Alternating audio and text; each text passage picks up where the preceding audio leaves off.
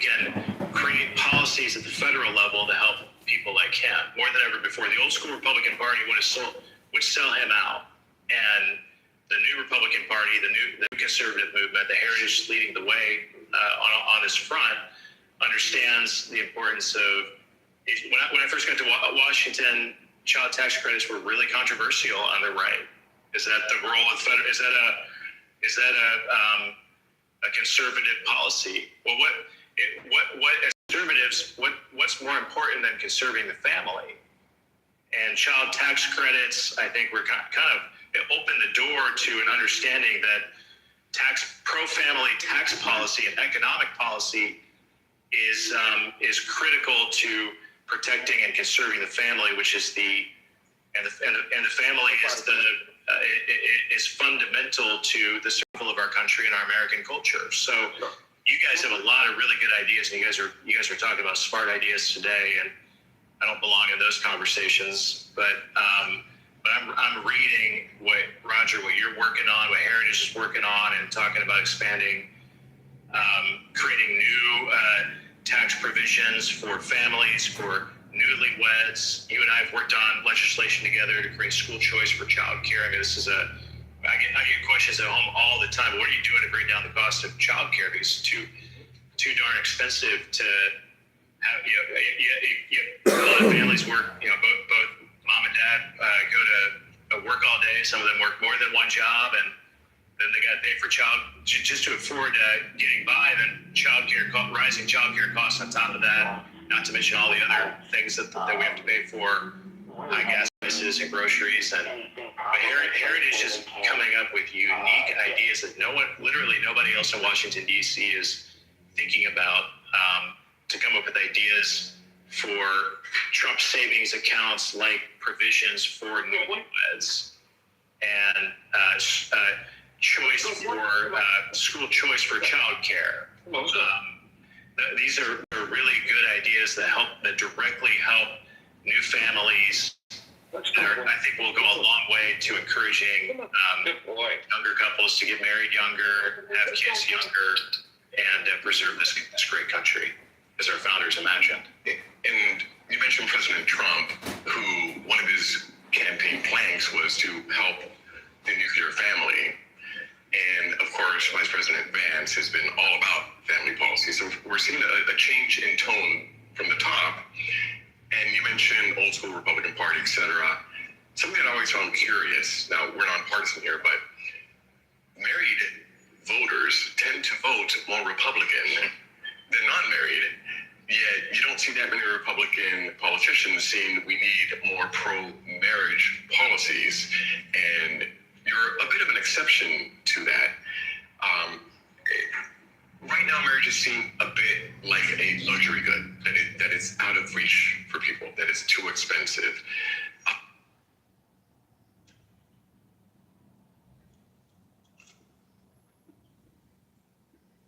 Marriage is out of reach, and are there policy solutions that we need to put forward to address that affordability crisis that people think, you know what, I need to have all my ducks in a row and then I'm worthy of marriage? Because I don't think that's what the path you pursued. You got your MBA well after you got married, for example. Yeah, I mean, I think about what is the statistic? Marriage is like you talk about the American dream, and my mom and dad's idea. I mean, growing up lived in a trailer park, and my mom and dad worked hard I have two younger brothers. They worked hard to put food on the table, and my mom and dad's American dream was that each of the three of their boys would grow up and have a better shot, have something more than what they had. And my mom and dad saw the American dream, and I've lived the American dream. I mean, I've seen it. But I think there's a statistic that 98% of married couples exceed poverty rates, or what's a better way to say that? That it's like marriage is ultimately poverty. So as policymakers and as smart people who are involved in policy, how could we not go there to solve all of the big issues that our country faces? Then recognize that we need to incentivize and promote marriage and family in this great country. And it's sort of the silver bullet for all of our problems. And you guys are coming up with smart ideas on ways to do that. I mean, we talked, when it comes to tax policy, and we just did the big beautiful bill. We expanded the child tax credit a little bit. You talk about it. And when I was a kid, I didn't grow up in a house where. Don't take this the wrong way. My parents worked hard, but I'm not. I didn't grow up in a house where I'm going to inherit a lot. My parents, they did everything they could to buy a home and pay off a mortgage and have a little bit of something to pass on to the kids. But I grew up in a place where I would hear about inheritance tax. I think that's for rich people, but it's really not. I mean, the inheritance tax is for blue collar, working class Americans who grow up to think they want to pass something on to their kids, and then they get a tax hit for it. And so inheritance taxes, eliminating marriage penalty taxes. These are all things that Heritage worked on for years. But in this new era, the ideas that you guys are coming up with are really novel ideas and significant. That are going to go a long ways in this next generation to help families even more. And I'm excited to be a part of that. And there's competing ideas, right? On the full spectrum of government should do nothing to government should do a crash program to create artificial wombs. So in 20 years, we could just solve the problem that way. Other folks think that immigration could be the solution, or government subsidized egg freezing and IVF. We're on the side of trying to make it easier for people to get married earlier and restorative reproductive medicine, et cetera. So we have all these competing visions as to how we can address the problem. What do you have to say to those who think, let's just immigrate our way out of the problem, or technological solutions instead of, how God intended? Well, the studies show that mass migration. And I hear this all the time. Big corporate CEOs or chamber of commerce types, business community. Well, we just need more. We just need more labor. So whether they're in favor of turning a blind eye to illegal immigration and the crisis we face because of the Biden era, or they just want to loosen all of the standards and rules for work visas and legal immigration to flood more labor. I hear this all the time, and in the old days it was more convincing, but now I think President Trump has shown us that twofold. I think first of all, the studies show that in the second generation of legal immigration, that waves that come into our country, that their fertility rates come down to the same low fertility rates of everybody else. But then secondly, what mass migration does to eliminate those solid, good paying, blue collar jobs like factory workers, or one industry that I'm really concerned about that is really important to Indiana is the trucking industry. It's been completely taken over by legal and illegal immigrants who've taken over the trucking industry. Causes a lot of other dangerous issues as well. But at the end of the day, what has been allowed to happen in this country has taken a lot of those trucking jobs can be six-figure jobs, but a lot of those jobs have been taken away from Americans and given to legal and illegal immigrants who have taken over that industry. And what that does to the effect that has on families and working class blue collar America is real. So we have to look at the effect that has on families as well. Any final words of encouragement? Right, America 250 now. The family's a bit on the ropes. What gives you hope for the next 250? My hope is in all of you. As a policymaker, and as when I'm going to sporting events with my daughters play soccer and track and cheerleading, and I go to these sporting events. I'm at this age where I'm starting to feel old. But when I get on a plane, fly to Washington, D.C., and enter the United States Senate, I feel pretty young. And I plan on doing it for a while. It's an important job, and I feel God has called me to be here to be a part of this mission and this fight. And what I'm really hungry for right now more than ever is good ideas. And what you guys are doing here today is producing some really good policy ideas that deserve debate in the Congress that can help families. And like I said before, I was always a social conservative first, concerned about our culture and what type of America are we turning over to our kids.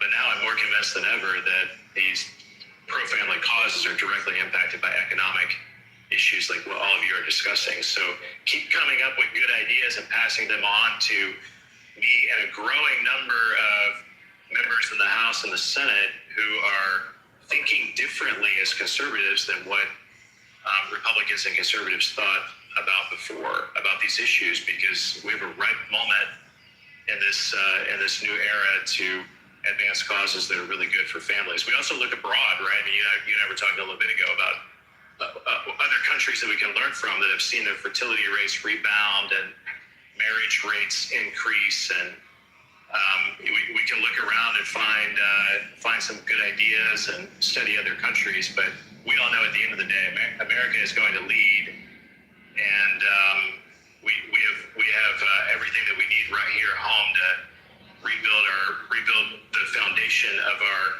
country and our American culture, and that comes from the family. Wonderful way to end our conversation. Senator Banks, you are a champion for the family in the Senate, and you live the life. Thank you so much. Thank you.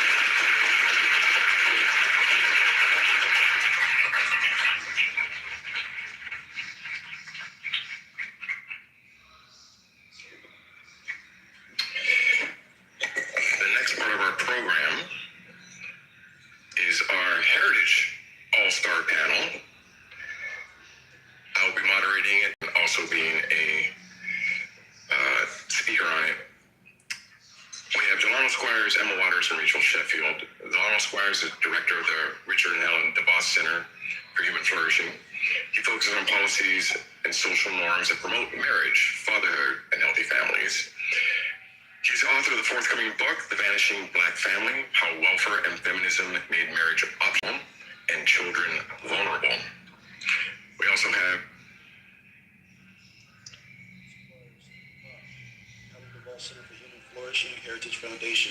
DeVos is a huge donor towards Black, such as foster care reform, homelessness, educational choice, and child nutrition programs. Finally, we have Emma Waters, who is a senior analyst in the Center for Technology and Human Person at the Heritage Foundation. Her work focuses on family, biotechnology, and reproductive medicine. She's a former visiting fellow with the Independent Women's Forum. She's wonderful in that she exemplifies how family-friendly heritage is, where I remember seeing her not too long ago giving a presentation here with a child tugging at her pant leg, and we love babies here at Heritage. So please welcome our three panelists, Emma, Delano, and Rachel.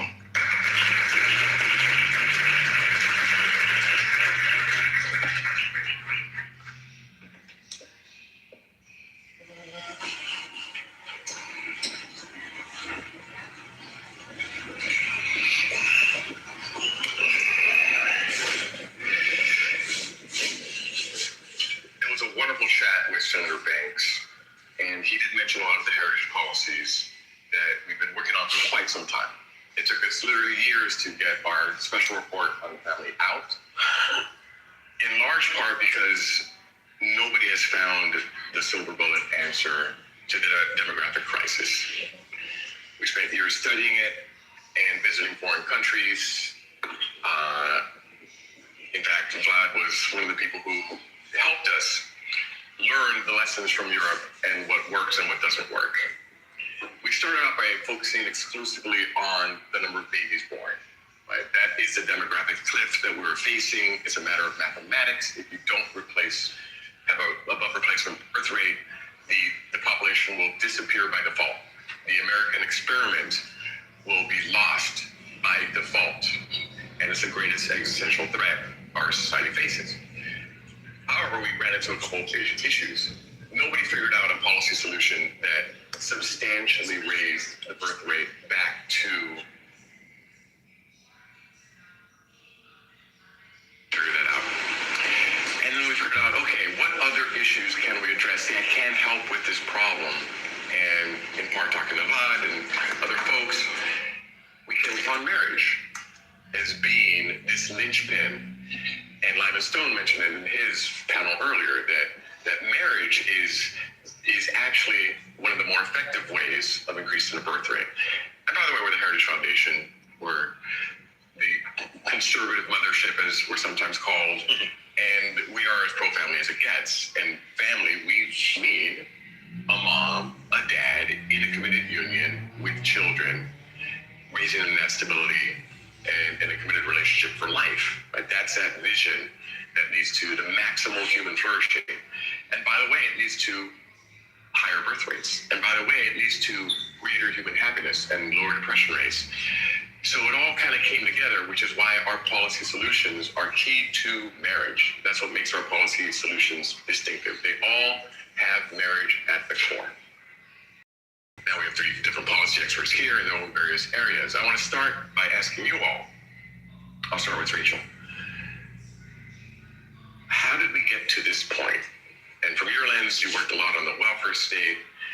How do we get to the point where marriage was seen as not just optional, but in some cases a negative? Thanks, Roger. So the U.S. government actively penalizes marriage, and it does this primarily through the welfare system. Now, we have had, we can go back to the 1960s when welfare programs greatly expanded. So this has been going on for 60 years, but plus, because there were welfare programs even prior to that. So this has been going on for generations. And when, we think about it, yes, as Roger said, marriage is that is where children are raised. Those who are married are far more likely to have children, and it's the best place for children to be raised.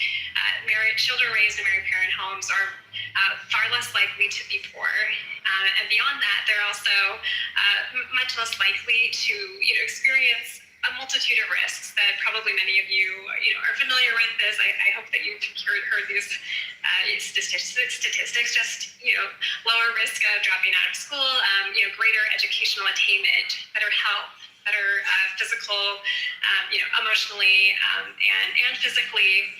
They're also a lot less likely to experience abuse, and yet our government penalizes marriage.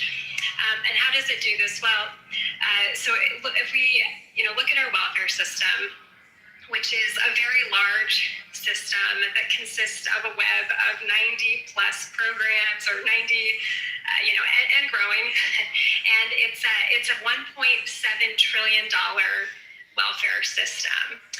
So this is not, this is not a small, isolated program, a few programs. It's very large, and it touches many people. So let's say, for example, let's look at a mother. She's a single mother. She has 2 young children. She's working, minimum wage-ish, and making about $20,000 a year. So she's going to be eligible and likely receiving a large package of welfare benefits, things like Medicaid, cash assistance from the Earned Income Tax Credit, possibly from the TANF. She'd be receiving food stamps. Her children would be receiving school meals, or if the child is in a child care program, the younger child, non-school age, she'd be receiving child care assistance, or and there's school meal program, or meal programs for child care programs. What else am I missing? I feel like I'm missing something big, but potentially like housing assistance. So let's say then she is living with the father of those children, but they're not married, and he's earning about $30,000 a year. Now, if they remain unmarried and his income is off the books, she'll continue to receive those benefits. But the moment they decide to get married, and suddenly his income is now officially there, what happens? Well, their benefits are going to be substantially reduced. So, basically we have this setup that is prohibiting or is inhibiting them from entering into marriage. Now that it's if they're cohabiting now, cohabitation and marriage are also not the same thing. A cohabiting couple is much less likely to stay together. If you look at the data, it's about 50% of couples who are cohabiting at the time of the child's birth. 50% of those couples will have broken up by the time that child reaches their birthday, compared to about, I want to say it's like 12 or 15% of married couples. So this is a huge difference. These are not comparable institutions. The other thing too is that our welfare system undermines work, and that undermines fatherhood, because it says, like, if you don't work, then because most programs do not have a work requirement, that's how it undermines work. And the father has traditionally been the breadwinner. Fathers continue to be either the primary breadwinner or a primary breadwinner. So by undermining work, we undermine fatherhood, we undermine marriage. So this is why, when we look in the United States, we look at marriage decline, and it's happening across the board, income, education level, but primarily where we have seen the greatest destruction is among lower income Americans. And just to note too that welfare marriage penalties, it's not just, we're not just talking about, the lowest quintile, we're talking further up among lower middle income families as well. So this is one way that we've gotten ourselves into this mess of broken families. So how many thousands of dollars potentially are we talking about if a person gets married who is receiving government assistance? Yeah, and so that's going to vary depending on the income. But for the example that I gave, if you had that, 20,000 from the mother, 30,000 from the father, they'd be getting, with their combined earnings and their welfare, they'd be getting around 80,000. But if they got married, then they would lose about 15,000 in benefits. So it's a lot of money that they're losing. Now it's going to vary. It's kind of it's big. If you look at, anyway, I was at a working group, Eric Randolph and then Robert Rectiger did a lot of work on this, but they've got their heat maps of like where things are dropping off. But yes, we're talking significant amount of money. And also, it's about around 80%, some of kind of those lower middle income couples are subject to some type of marriage penalty that varies in size. I think if you're in a hole and that's the marriage crisis, the first thing you stop digging. So stop penalizing marriage and people who actually try to get out of poverty by getting married. It's quite counterproductive. Delano, you've done a lot of study on the Black family and the breakdown there. Talk to us a bit about the cultural forces, broadly speaking, that have contributed to this breakdown in family and marriage. Yeah, so what I like to say is that whenever we think about changes in family dynamics, family structure, family outcomes, I think of one of at least three fundamental elements. It's the institution of marriage, there's the role of men, there's the role of women. Particularly in the Black family, and I cover this in my book, and thank you for plugging that, Roger. The Vanishing Black Family, out June 16th. Available now for pre-order wherever books are sold. But I talk about how the institution of chattel slavery and the institution of marriage are fundamentally incompatible. Right? Marriage comes with a set of duties and obligations that husband and wife have to one another, and those duties cannot be completely fulfilled in an environment where a third party owns you and or your spouse. And then I go on to talk, and this picks up on what Rachel was saying, and both also Rachel and what Carrie was saying in the previous panel.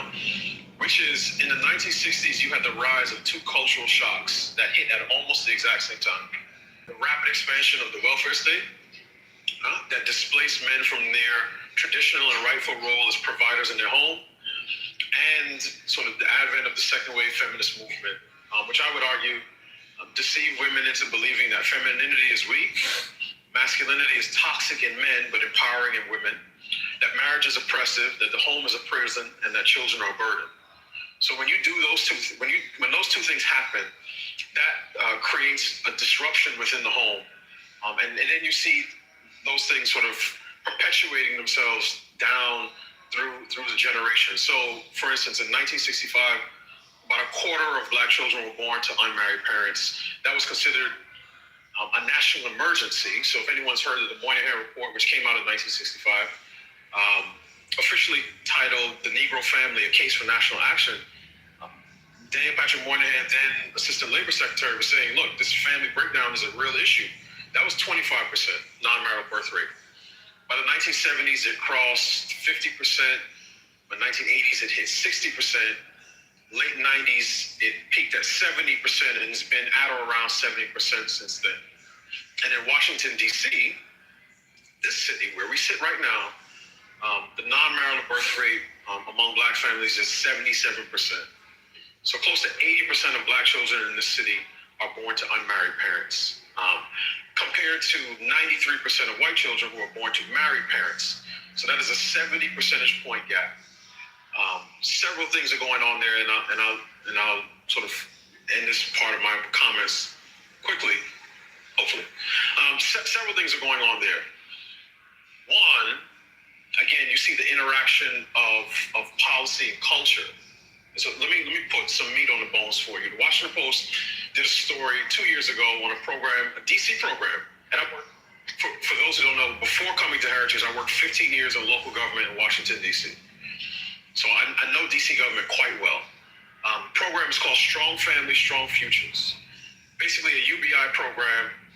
The pilot program part of it gave $10,800 to new and expecting moms. When the Washington Post wrote it up, the first woman that they profiled, they described as a stay-at-home mother of three. And I said, okay, this is a good start. No, my wife's a stay-at-home mom, a homeschooler. I'm looking forward to hearing what this woman's husband does.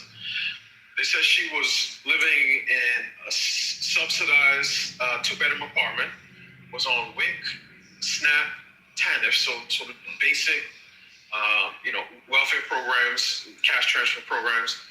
And then she participated in this program. And her situation was one of two times that they mentioned the word father, only because it said that the father of her three children went along because she used $6,000 of her $10,800 for a luxury trip to Florida, basically to give her kids, more exposure. I just came back from Disney. That's probably about right in terms of how much, it'll cost to, take a family.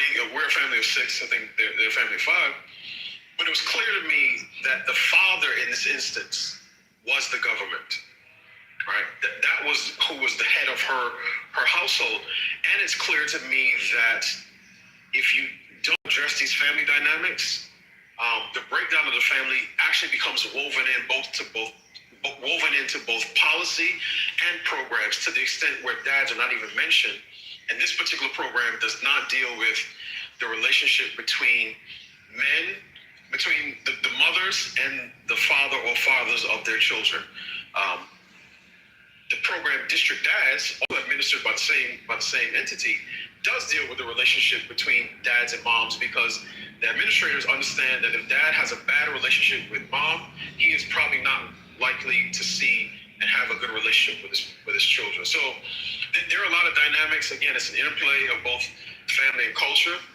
But I do think that there is more that the government, both federal and especially local, can do to begin to create a culture that revives marriage and makes it clear that, family structure is important.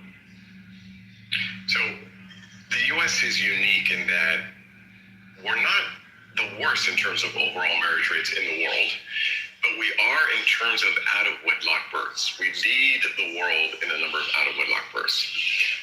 What Why is the U.S. distinctive in this particular regard, you think? I think it's a mix of several things, and some of, all of them we've talked about, right? I think the declining importance of religion, other cultural factors that help keep a particular life script in place. So in 1965, again, I'll go back to 65, that's when a lot of things started to change. The national non-marital birth rate was about 8%. So 8% of all American children were born out of wedlock. Today it's 40%.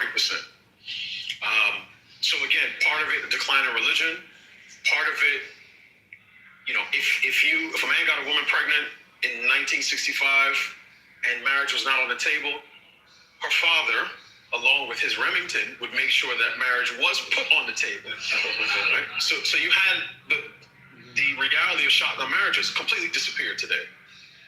You also have, again, 6 decades of cultural programming that says that marriage is not valuable, desirable, accessible, or indispensable for the purpose of forming a family. So a lot of it is, again, it's policy, it's welfare policy, which provides incentives to have children out of wedlock. Part of it is culture. And part of it, honestly, is a failure for parents, even ones who are concerned about family formation out there, to hold the little bit of territory that they have in here, which is forming their own children.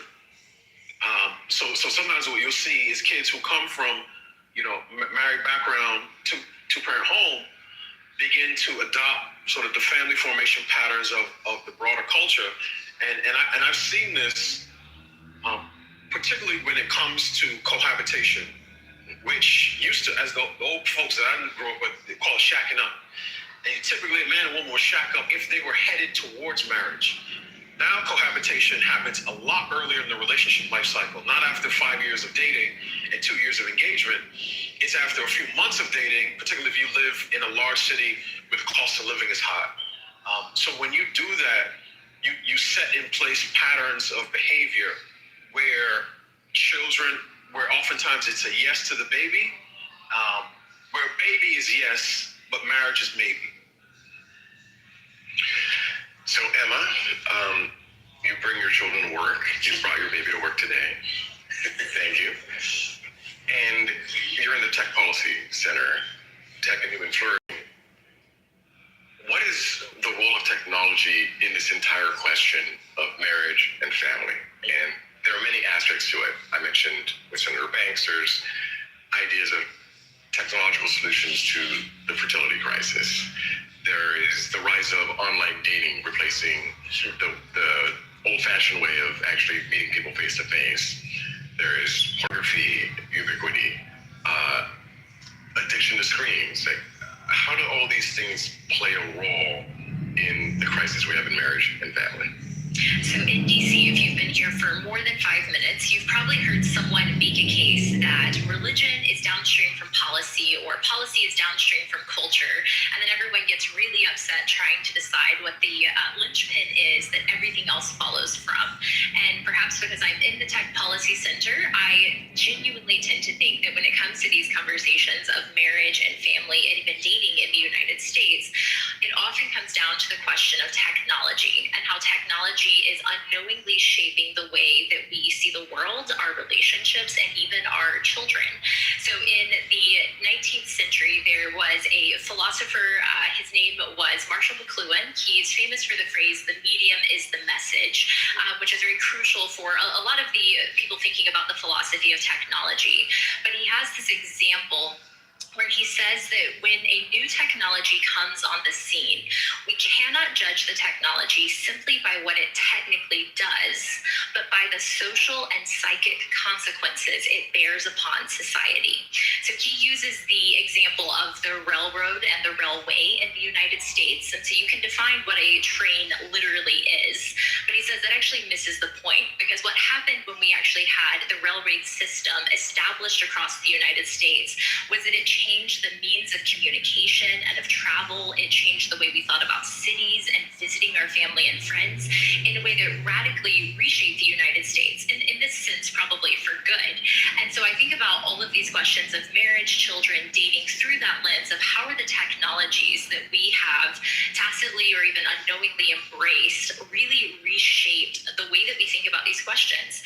And so I go back to, as Delano said, really the 1960s, where you see the birth rate peak in the 1950s and 60s at like 3.7 births or 3.6 births per family on average. And then starting in 1972 and 1973, you see a massive drop off in the number of births. Now, what happens in 1972 and 1973? Well, you have abortion erroneously decided as part of the Constitution through Roe v. Wade. But 1973 is also the year that hormonal birth control became a widespread used drug. And so 10 million women in 1973 were using the birth control pill. By 1978 and 1979, in vitro fertilization was created and began rapidly increasing in use ever since then. And then you have every technological development from the iPhone and dating apps online since the 2000s onward. And so while there's, of course, I think very different moral categories to think through each of those technologies, what we cannot deny is that as each of these reproductive technologies and social technologies has been introduced into our common life, often introduced long before we really have the moral language to think through how these technologies are actually impacting us and our relationships, not simply what the technologies are doing or what they're promising to do. You've seen a marked decline in the number of children that are being born. The United States has never gone above the replacement rate since 1973. And as all of our panelists have discussed, marriage rates continue to decline. And sort of the joke now is like, we keep talking about how young people need to get married, but it turns out young people don't even know how to date. And so we have a massive problem because now it's like, well, how do we get young people together in the first place in a healthy relationship or a healthy social setting where they can actually learn how to interact with one another and even consider a serious relationship, much less marriage, much less children. And so, yeah, those are some of the ways that I think technology has just been devastating for our understanding of the human person. But technology is not all bad. In fact, technology can also be this incredible blessing. So at the same time, I think we need to be very critical in our assessment of the technologies we've embraced as a society and the impact it's had. And at the same time, be incredibly optimistic about technologies that are truly innovative, restorative, and life affirming that can actually better help us reveal and understand and delight in who the human person is. So whether that's things like somatic gene editing, literally healing a young boy from deafness, a genetic condition of deafness, and now he can hear because of this gene editing technology that was introduced, or the ways that we're able to address and treat and actually restore natural fertility in men and women who want to have children because of these advancements in reproductive medicine in the proper, true sense.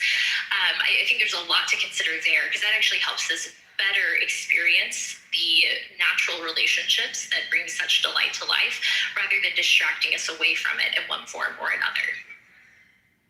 Well, building on that, you mentioned the potential good gene editing.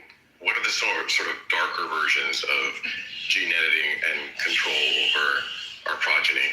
Yes. Okay. So when you hear gene editing, you're probably thinking, Emma, isn't gene editing all about designer babies and engineered children and horrible things?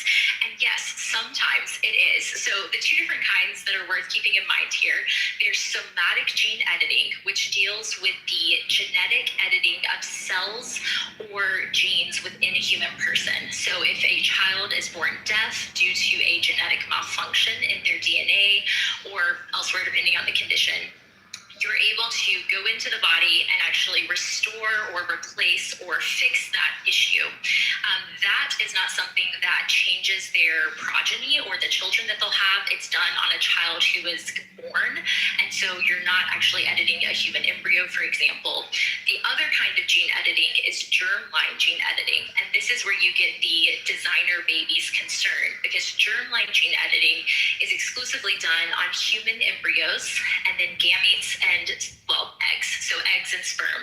And so it inherently deals with the reproductive capabilities, so any change done through germline gene editing not only affects that human embryo, sperm, or egg, but every single child that person could then go to have.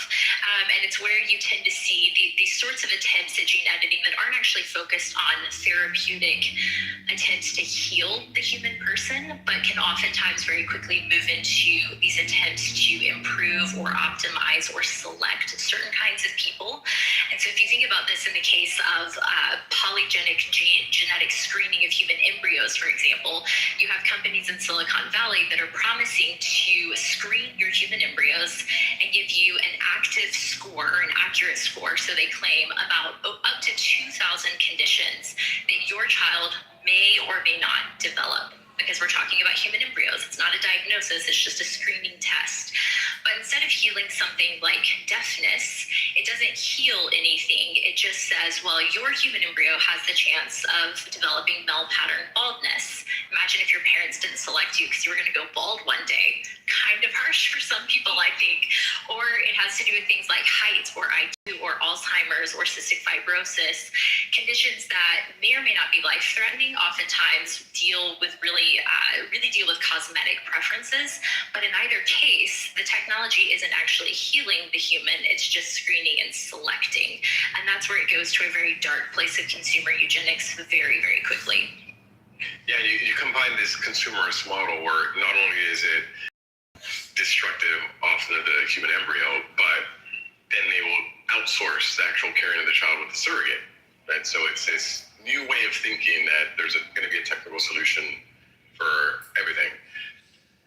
Okay, so let's shift now to the policy solutions that we have been working on at Heritage for quite some time. I focused a lot on what we could do at the federal level, but that's not the exclusive zone. Our three marquee legislative ideas are, again, focused on marriage.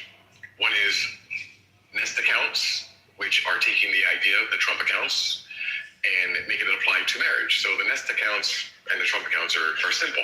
When a child is born, the government deposits money into an account that grows over time, similar to a 401k, and it's available to them upon adulthood for certain reasons.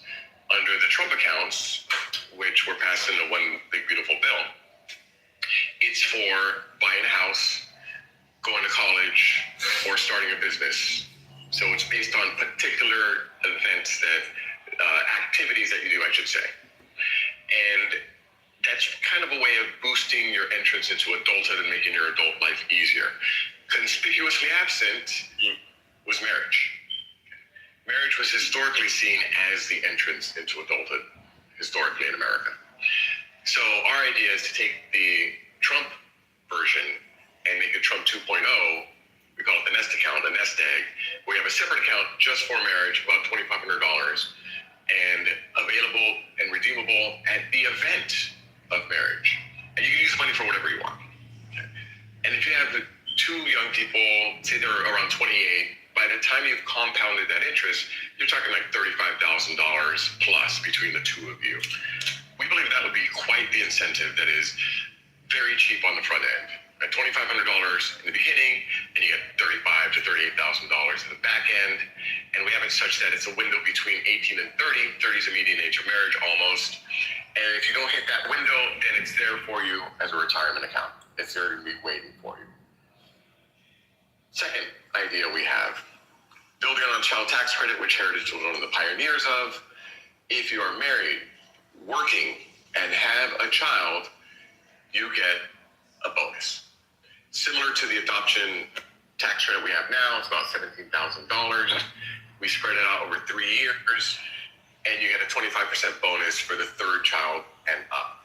So again, taking tried and true ideals, but keying it to marriage. And one of the benefits of this particular proposal is that it's structured to specifically offset the marriage penalties in the EITC.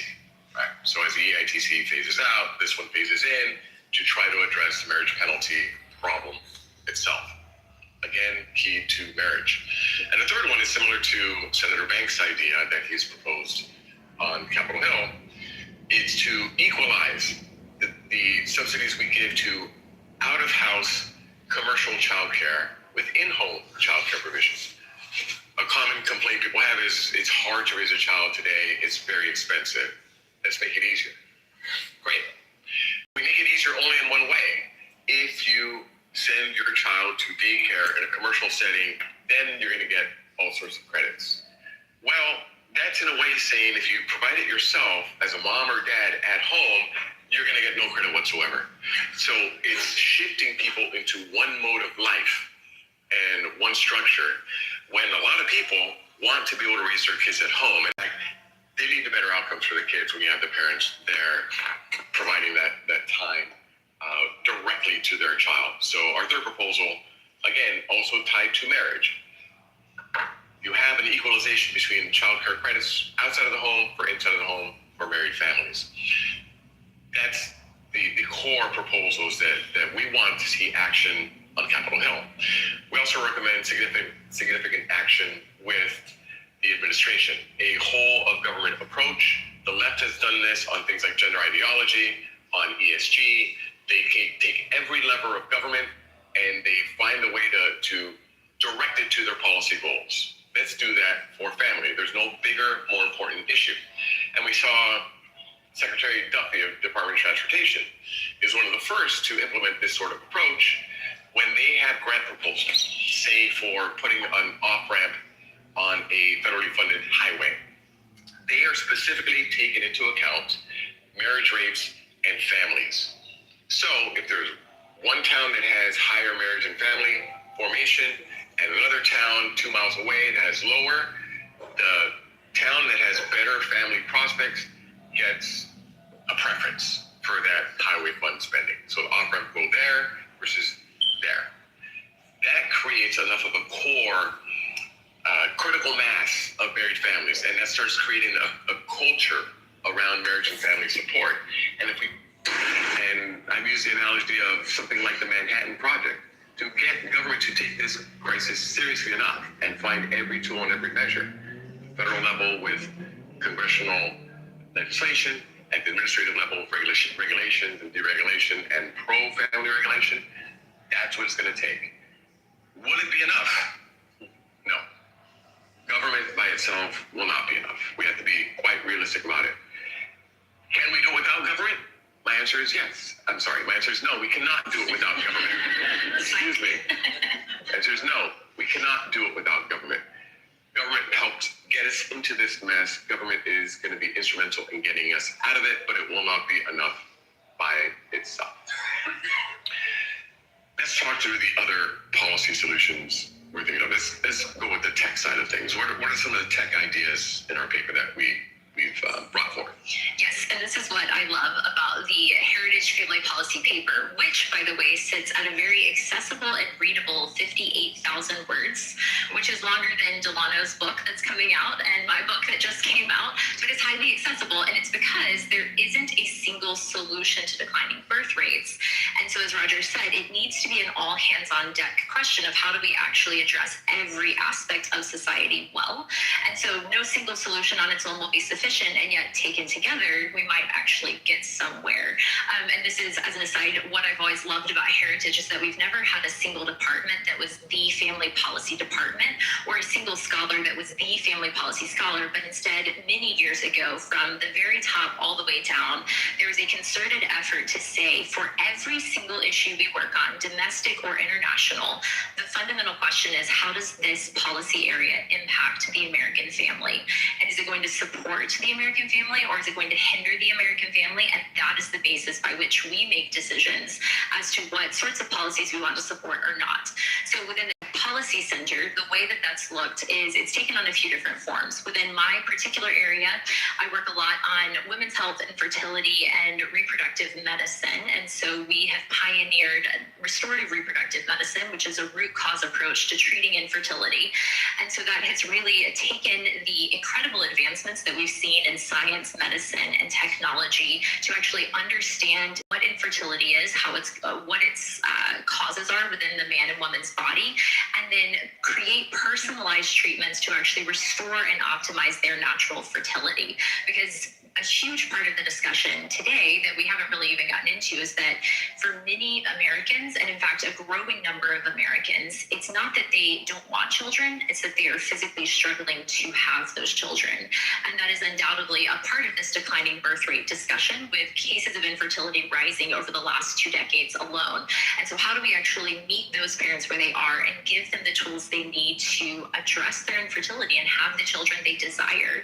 Elsewhere, we are doing things on kids' online safety and really prioritizing the health and innocence of children online.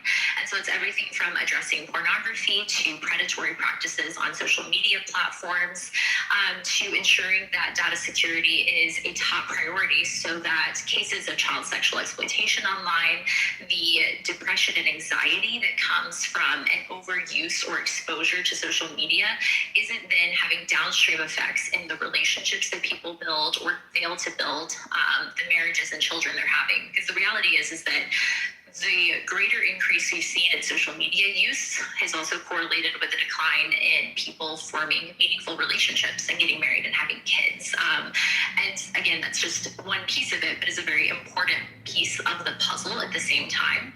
And so those are some of, I think, the most important tech areas that we're really prioritizing to support the family at all levels. Rachel, on the welfare front, what are our leading welfare reform ideas?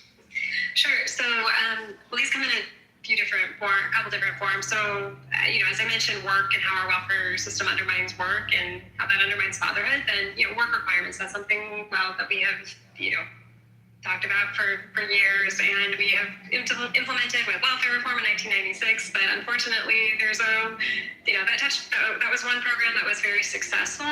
However, as I mentioned, it's a very large welfare system, and also those reforms from 96 need to be strengthened. So work requirements, particularly in SNAP, the food stamps program, as it's more generally known, which is one of the largest programs. We've talked about reforming that and work requirements there. But another thing, and that, with the welfare reform in 1996, yes, work was a big piece of that, but however, it was also marriage, and strengthening marriage was the other part. And so all states receive money that they can use for strengthening marriage, and that they are supposed to be using for doing that. And there's very little, though, that states are doing. There are some good examples. Oklahoma has done good work on this, and Utah, and they use that money.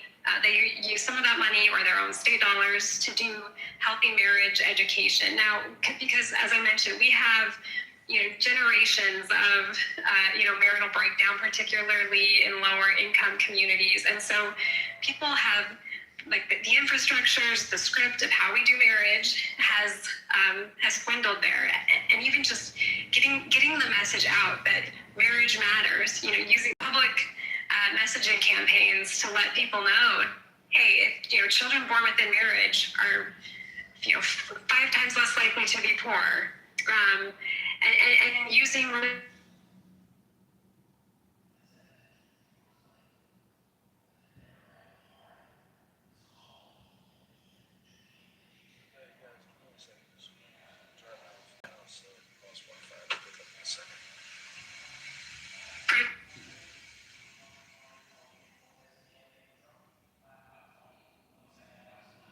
Idea that you put in the paper of marriage boot camps.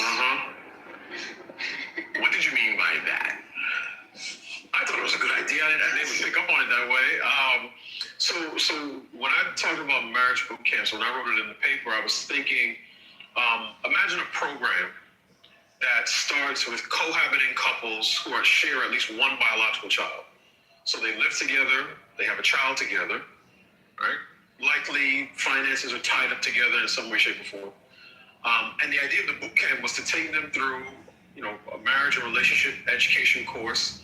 Could be 6 months, could be a year, could be administered by, a local church or a local nonprofit, using existing federal funds. The federal government, when I checked, last year had about $100 million earmarked for marriage and relationship education fatherhood programs, family strengthening programs. So you would take that couple through this boot camp. You cover communication. You would cover conflict resolution, intimacy, all the finances, all the major issues that couples will run into at some point. And successful completion of the program means that whenever this program is done, right, this man and woman are ready to walk down the aisle. So success is not, you take a survey prior, a survey prior to the program beginning, and you say, I don't really feel, I rate my relationship a 4 out of 10, and then you take it afterwards, and then, now I rate it a 6 out of 10. No, success is on date certain. You are walking down the aisle. We can have, the wedding and reception at a large public venue. It could be a local sports arena. It could be at a university. It could be at a conservative think tank, depending on where you are. You would pair that couple with marriage mentors, particularly couples who have gone through similar issues. And then one of the other ideas that we talk about in the paper is providing a financial incentive, because again, this would likely be low-income, working-class couples. So that financial incentive, $1,000 in the paper. In my book, I said 10 because I was feeling a little more generous. But this would be money provided by a private foundation, a third-party foundation. So this would not be government funds. Because structure it as a loan or structure it in some other way to disincentivize people to just take advantage of the money and then quickly divorce. And then you would measure outcomes at 5, 10, 15 years to see whether those couples stay together. It blends sort of the innovation in terms of the relationship education component, plus the monetary incentives that conservatives, I think, are more open to. And in theory, you could get some people on the center left to be open to it because they love spending money. They just don't like the idea of requiring marriage in order to do it. So that's what that idea was about. But people took it, the media, progressive media took it and said they just want to track women in marriages and so on and so forth. So my thinking there, and this came up on the first panel, is that marriage has really cratered among low income and the working class. So if we want to see movement, we have to begin tailoring policy solutions to those particular constituencies and demographics. And right now, much of the marriage and family discourse is focused on white professionals. Some of it very good discourse, some of it I participated in and my colleagues. But if you go to a working class community, whether in West Baltimore, Southeast DC, or North Philadelphia, and you start talking about, trad wives and girl bosses, that's not something that those individuals are encountering. I think we have a problem in the white collar space because the messaging is very much anti-family. Sheryl Sandberg of Lean In fame has said that she wants to push back on the trad wife movement. But in these working class communities, you're talking about young people who have no reason to believe that marriage should come before baby carriage because they haven't seen it in their own home, not the homes of their friends. Their elected officials don't talk about it. The church doesn't talk about it. So part of it is thinking about marriage culture in the same way we think about agriculture, which is to say we have to plant, water, and give life to things that we want to grow, and we have to weed and prune things that threaten a bountiful harvest. So you mentioned that some family policies could get support from the left or center left at least. And there's actually a big debate on the right as to what is the proper role of government on these questions. And we admit that, yes, government cannot by itself be the solution, but we can't have a solution without it. And that's a point of contention with a lot of folks. And the proposals that Heritage supports in terms of the tax credits, et cetera, for marriage and family and childcare, that's less than 1% of what we spend on entitlements. Okay. That's Social Security, Medicaid, and Medicare. We think that that's an investment that will pay off tremendous dividends, right? Even if we just get a 10, 20% boost in the marriage rate, and that will have dramatic effects downstream. And we're talking about generations. And the analogy I want to think about is it's almost as if we're on the Titanic, and there's the iceberg, and we know that the current track we're on is going towards that iceberg. Things that need to come into play right now, and everybody needs to play a role to steer that ship.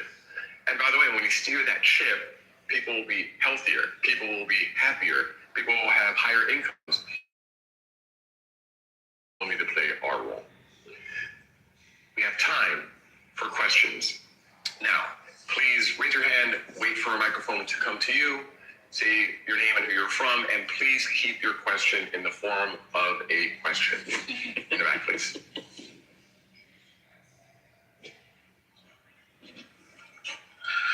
Thank you. My name is Sven Larsson. I'm an economics writer for the European Conservative.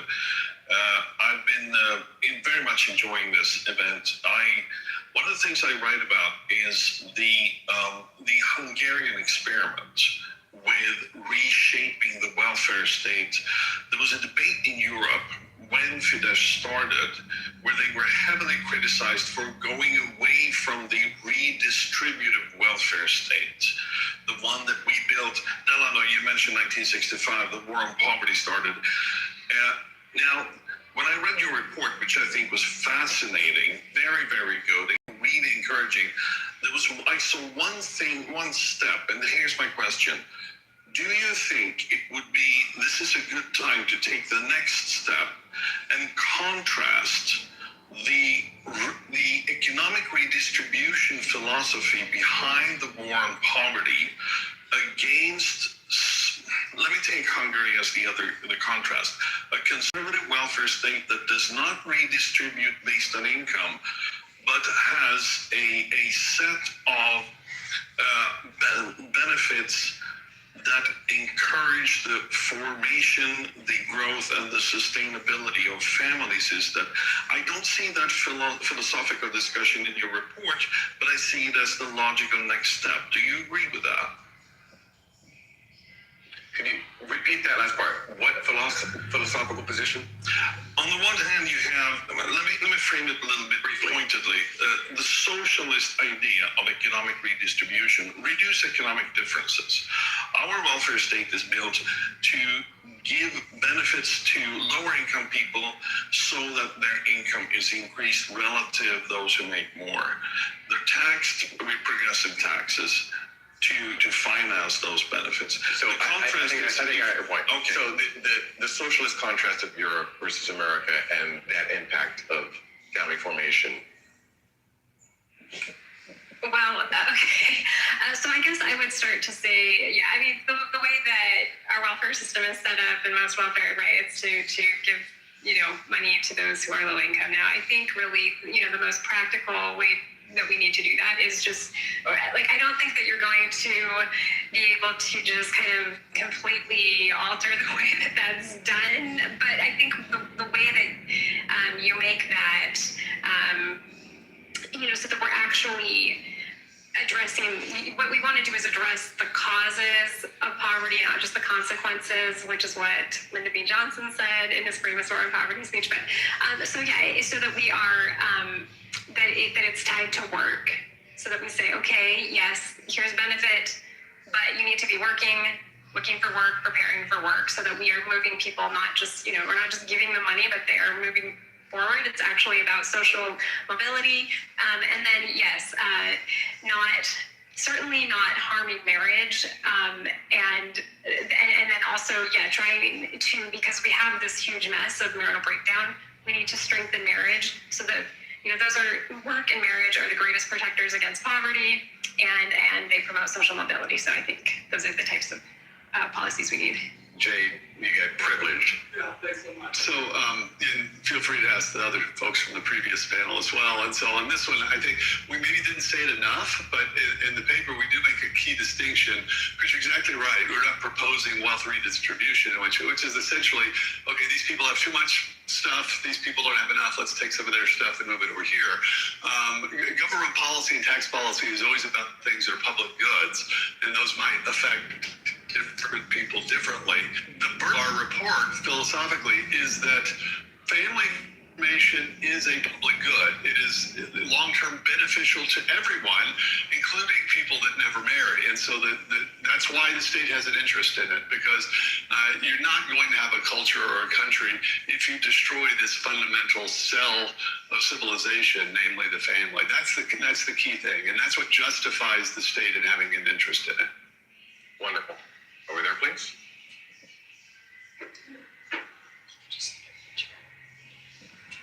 Thank you very much. Actually, I came from Hungary, and I am a social policy expert with my colleague. So if I can tell you something briefly from home, I will read a little bit because my English is not as good as yours. But what is fundamental, that the family is strengthening is not just a social issue. It is more like, especially the early childhood development, because this early 3 years is a kind of crisis. It means that if in this point the children and the whole family can get any support, the divorces and the marriage became weaker, and then the divorces number were increasingly high. Plus, if this early childhood level, the children can get the best service, their mental condition won't be healthy, which cause an unhealthy society. Second, if we would like to straighten the whole society, included the underclass social level, we have to straighten the whole family, and it will help for the ones who are in the not in this level.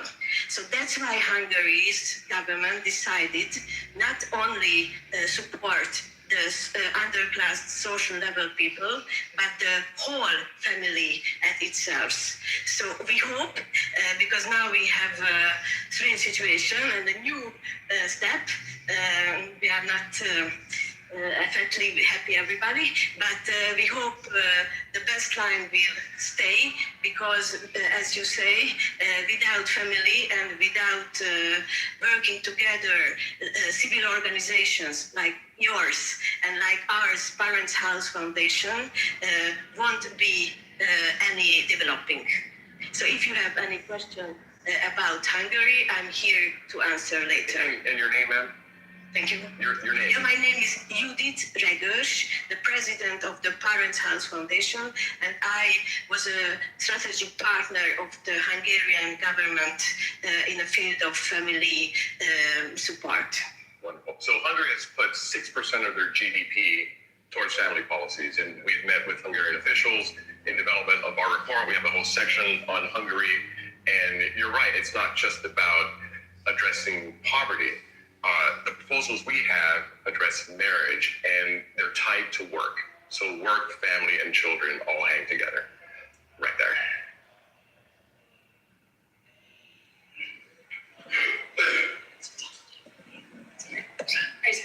Okay, thanks. My name is Daniel Hess. I write under the handle More Births on X. Some of you may follow me. But one thing I really want to talk about is the question of whether it's possible to challenge sort of the senior spending, because there's really a pull between spending on seniors and spending on young people. There was a recent thing that passed where taxes were eliminated on Social Security. There's a movement across the country to completely eliminate property taxes. Now, these are almost the only taxes that seniors pay, and the financial picture of seniors in this country is much stronger than the financial position of young people, and almost all spending is on seniors, so it kind of squeezes out family spending. And we don't want to talk about one at the expense of the other, but it's certainly the case that taxes must be paid, and the more things are emphasized towards seniors, the heavier the burden is on young people, and the harder it is for young people to form families. So with Social Security, when it was first devised, it was something like 27 to 22 workers per retiree. Now it's closer to 4 workers per retiree. It's going to go down to 2, and that's going to be social tension. And we do not want to see a shrinking pie and people fighting each other based on age distinctions over that pie.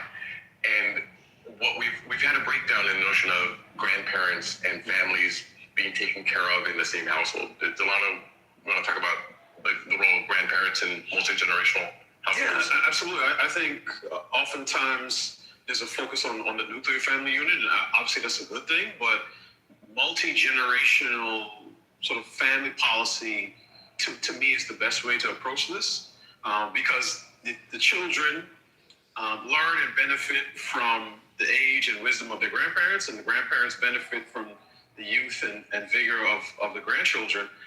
So it's one of the things that often gets lost.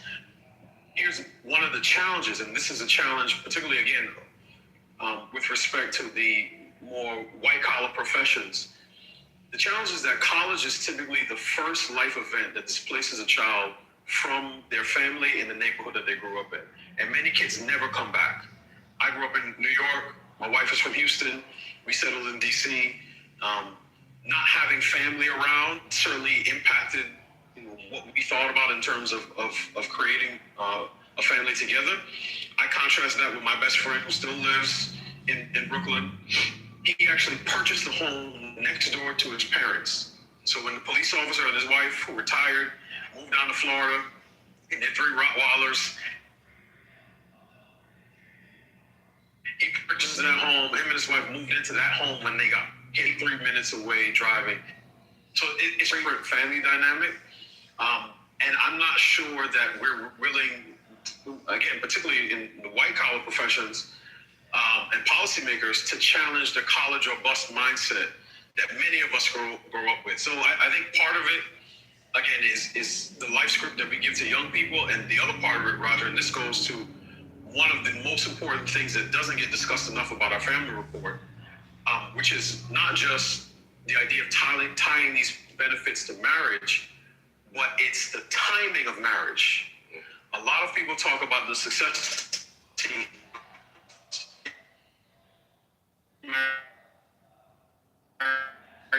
School about get married and have children. You check. You just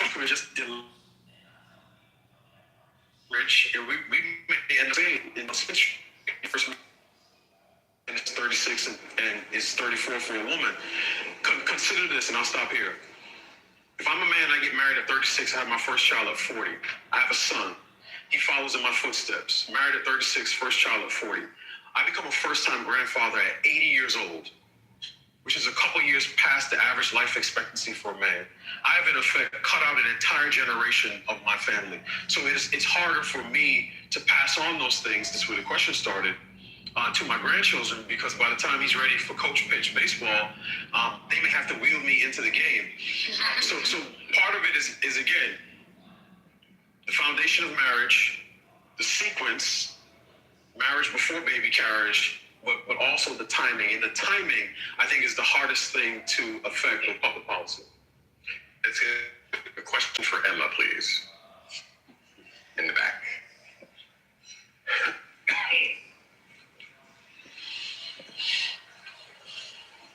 Thanks. I'm Rachel Radley. I'm Chief of Staff for Congressman Blake Moore of Utah. We did CDC and Trump accounts and other things. With Emma, it sounds like a lot of what you all have said and what Lyman's recent Substacks have said is that this has a lot to do with casual interactions declining. People aren't meeting each other. They aren't out in the net. They're not dating. And that's where that decline from 2010 started. Maybe we can't fix the 1970s decline, but can we fix the 2010 decline where policymakers come in? Yes, this is a really good question. So are you focusing mostly on the in marriage piece of it? Yeah, okay. Yeah, so this is a great question. I think when it comes to this topic of federal policy, much of my thought around this comes down to different cultural and messaging conversations that we are and are not having. How are we talking about marriage? How are we talking about the importance and beauty and delight of this great adventure of marriage and having children? Are we actually diving into healthy dating practices and creating environments that are phone free or phone reduced, where people can actually look each other in the eye and get to know one another?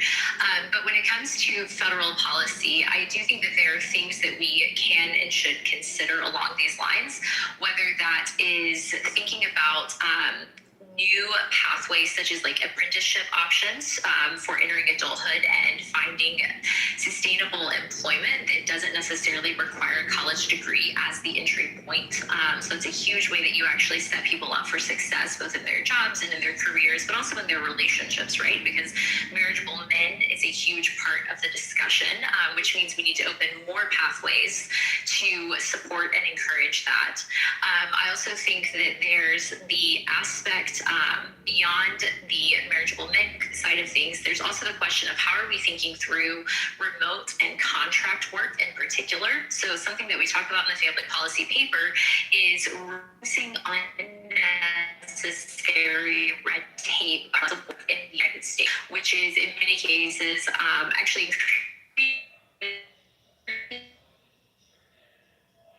taking advantage of, but also some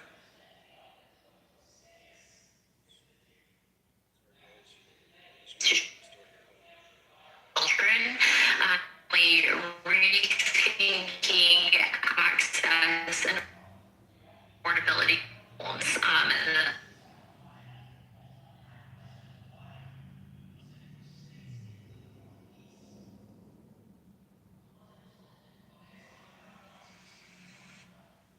and policy to really set success on the front end, so that home ownership, which is a big piece of feeling like you're an adult and feeling like you're ready to have children, isn't an unnecessary barrier. And I think we've all seen the studies of like in what was it, like 1970, women were married, had a kid, and had a house by age 30. And today that's like 12% of 30-year-olds are married, have a kid, and own a house. And my husband and I are married and have children, and we're not quite 30, but we're gonna have to work really hard to actually buy a house by the time we turn 30. And part of it's just that the affordability question of what is a good investment and what's actually available to us is really, really difficult to navigate. And we are certainly far from the only people who are in that particular situation. Question for you, Emma. If there were nest accounts waiting for you at, say, $35,000 for you, would that help you buy a home? I'd go a long way in getting us a great home, yes. Final question. That way. Could we set a policy for the federal government and the state government only hire employees with a child? And also for the universities, they admit the PhD and master's degree student with a child. Could we do that? Well, that would define the success sequence, right? So the success sequence begins with graduating high school, getting a job, and then getting married and having kids. But I do think there's probably a lot of fun conversations to have about how do we create environments, whether it's in higher education or in the work environment, that actually support people having babies. And like, I'm pregnant with my third daughter, and I've been at Heritage for 4 years, and I can say without a doubt, Heritage has created an environment that makes having children one of the greatest and easiest decisions for my husband and I to make, because we never have to ask, is my job or is my education at odds with my desire to have a family? But that, oh, I'm going to tell my vice president that I'm having a baby, and he's going to be so excited for me, and they're going to find ways to support and encourage that and make it possible financially and work-wise to do that. And so I think really good question here is, how do we structure our business and our education around the goodness of the family and supporting that in all of the big and small ways that really count? That's a wonderful way to end it. So thank our panelists, Delano, Rachel, Emma.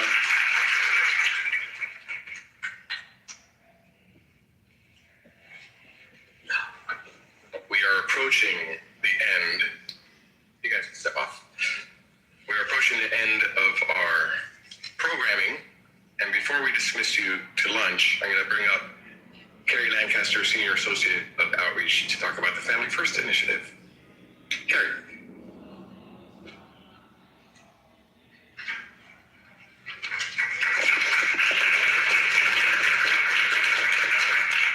Thank you, Roger, and hello, everyone. My name is Carrie Lancaster, and I'm on the outreach team here at the Heritage Foundation. I'd like to just give you a quick update on a new effort we're launching today called the Family First Initiative.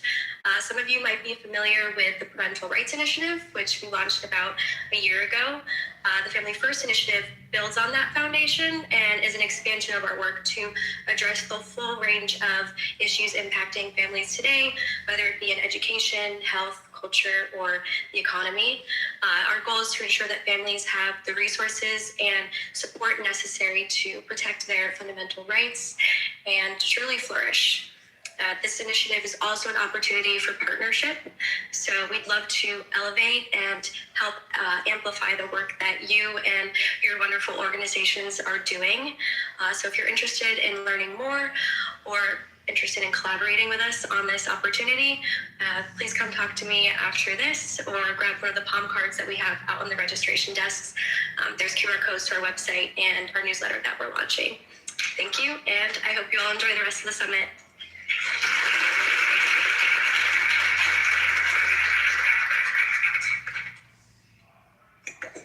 Let's eat.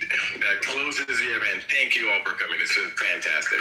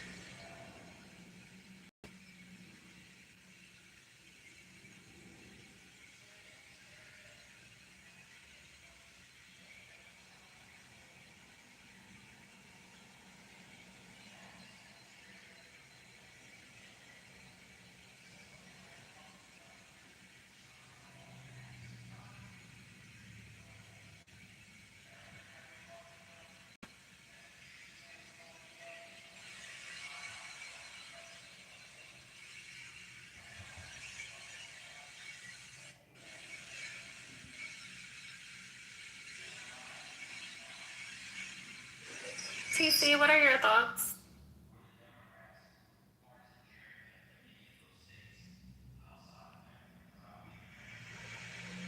Anthony?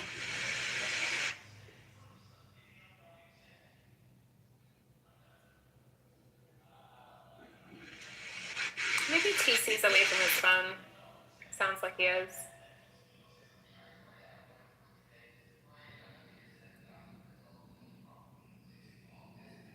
If anybody wants to come up and discuss anything that was spoke on the panel, more than welcome to. Waiting for TC to get back to his phone. Don't know if Anthony is still with us.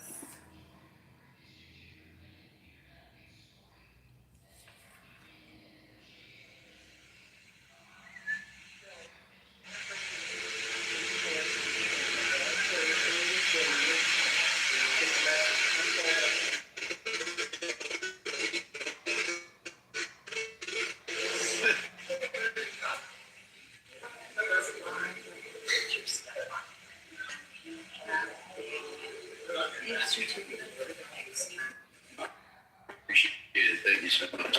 All right. As I guess the event is over, discuss anything you heard. I have some thoughts, but I'm just wrapping up here, so feel free to chime in.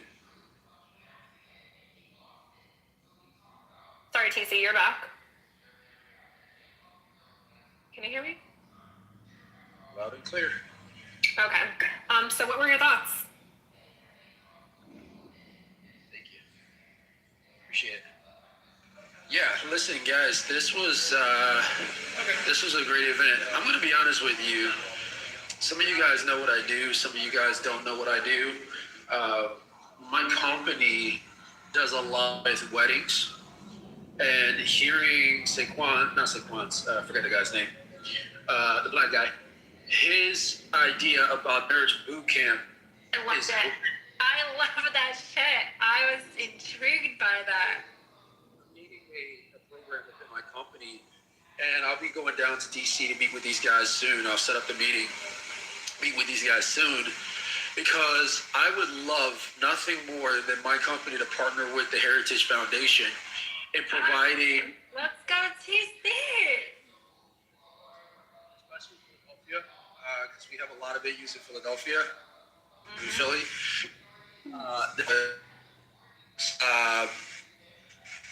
You're going in and out.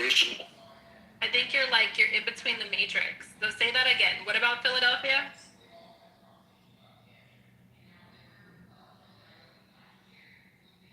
Still can't hear you, hon. Yeah, I think you're trapped in the matrix.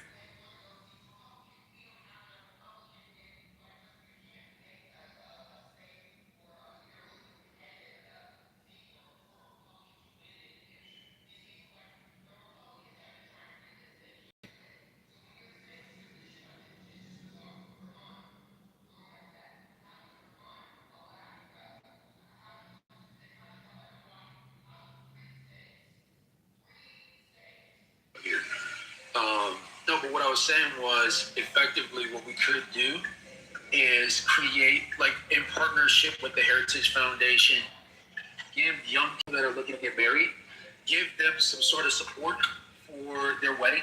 When they go down the aisle, they complete this boot camp program, what have you. They qualify for maybe $10 matching grant. He didn't suggest a matching grant. I would suggest a matching grant because I know what the costs are for weddings and young couples getting married, and it's extremely cost prohibitive for young couples to get married. And that's one of the reasons why they push marriage off, is because it's so unaffordable. What we could effectively do is create an incentive for them to complete this marriage boot camp, do a matching grant with them that offsets a percentage of their wedding costs, so that that's absorbed by whatever this grant is. And then my company network with multiple wedding venues, multiple civic organizations, religious organizations to help to facilitate these weddings, which is really the start of marriage. You cannot have marriage without a wedding. And most people that want to get married, they're dreaming about how their wedding would be. And when they dream about it and what they want to have and basically what they can't afford, it creates a disincentive for them to move in that direction. And so to alleviate that constraint on the opportunity to have or to start a marriage would be, I think, exponential in terms of addressing some of these issues that they're trying to address within the Heritage Foundation. So this is one of my thoughts, just from my lens. And that was I think that was such an excellent innovation idea that was brought to the platform. And I also, what I actually thought is, how could that be turned into, or how can maybe 501c3s contribute to that incentive in any which way? Like you mentioned venues, like perhaps there's venues, or there's a package or something that, of a whole bunch of different entities that can collaborate to, kind of gift this, this wedding opportunity. And also it'd be a benefit for the businesses that are, that are participating in this. Maybe there's, so many weddings that are afforded a year through, this package program where maybe the first 100, weddings a year are kind of gifted to people. And then, there's other needs, like what you said, to like match them, other matching opportunities, after the 100. What, Anko, it's funny that you mentioned that. Don't you know that the Jews already do this? I know! I was going to say, my people's already on it. I see it every day in the community. As I was dropping my kids off to school today, I was thinking, you know what? Because when you drive down the street, everybody has a Honda Odyssey. And they're all in the line dropping their kids off to school. And they're like, I wonder if that's part of the wedding package. Like you get, the house, the car, and, and everything else that kind of goes along with, getting married, the incentive. But yeah, you are absolutely right. My people are already on top of it. There's this program in the Jewish community called the Takanon. I think it's Takanon. I want to get normal talk about it. But basically, what it is you go through the program in the Jewish community at the synagogue. Yep. It will write off up to $10,000 of your wedding. They'll write it off and charge it to the community or whatever. Exactly. And that's what I said. There's, if built a foundation for, and I don't want to say young people, right? Because I heard when they were talking about, the concept of getting, the quote unquote youth eager to want to participate in getting married is where I guess the biggest challenge is. I love the example that he gave.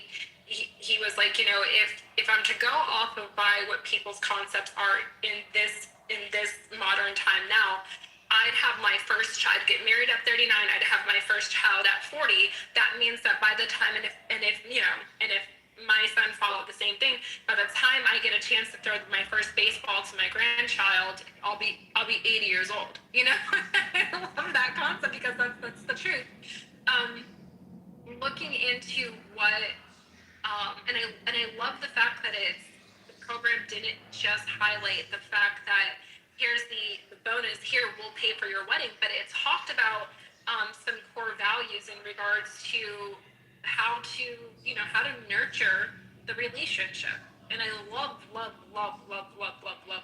hearing that, because there's so many times where you see, and I love the demographics that they put on the table too, where people are cohabiting, right? But there are maybe a party in that cohabiting scenario is not really equipped for the relationship. They don't understand the financial barriers, or they're not willing to face the financial barriers, and they depend on the government wholeheartedly for support. And so I love the fact that there's an opportunity being at least discussed, where like-minded people are coming together to say, hey, how can we not just incentivize people to get married, but have them learn how to nurture their relationships so that there could be long-standing relationships and sustainability. That's probably one of the biggest challenges that young people, especially in the Black community, face is there's not a robust value system around marriage. There's not a robust value system around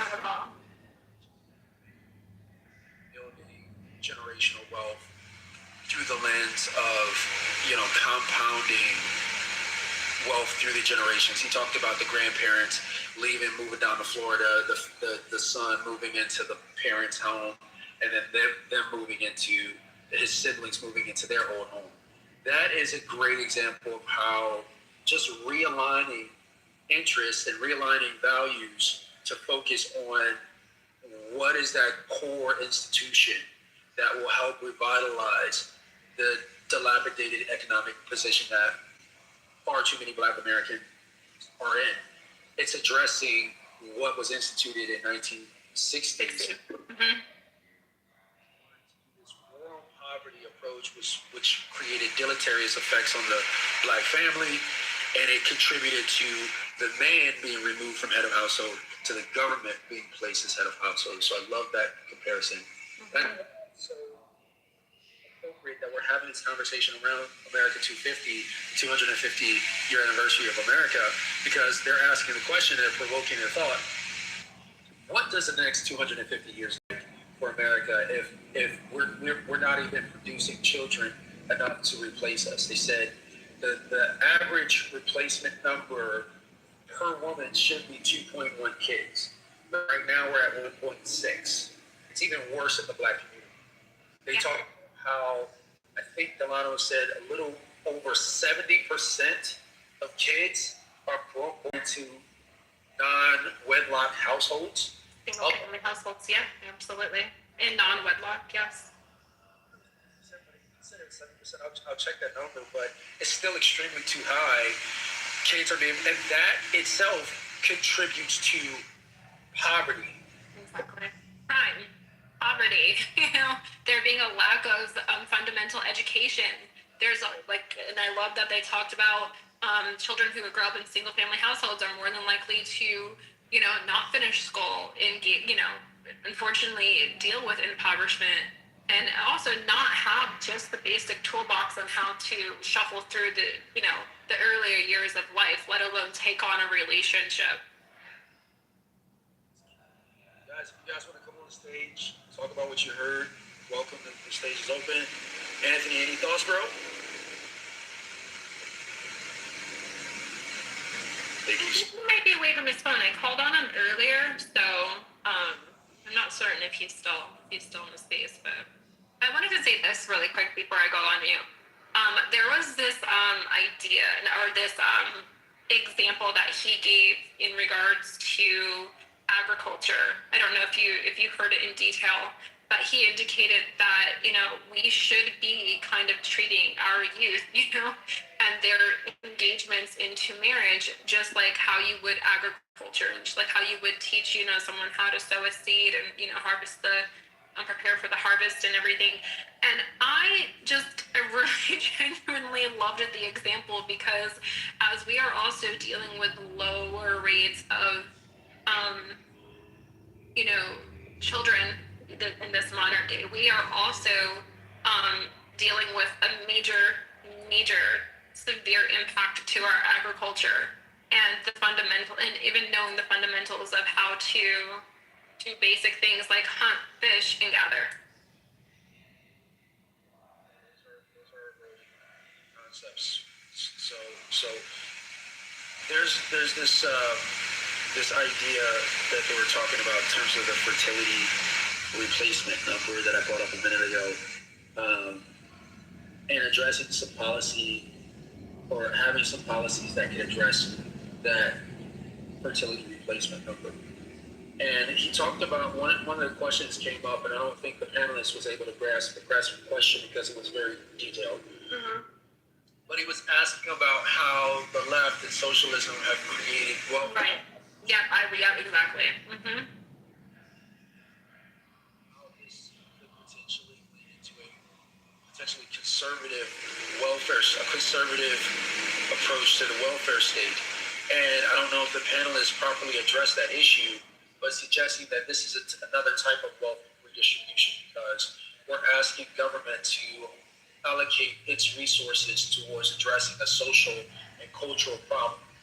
And so I would love to just be able to respond to that and say that this is not, well, I think one of the panelists did address it later on, but this is not a purely cultural, social issue.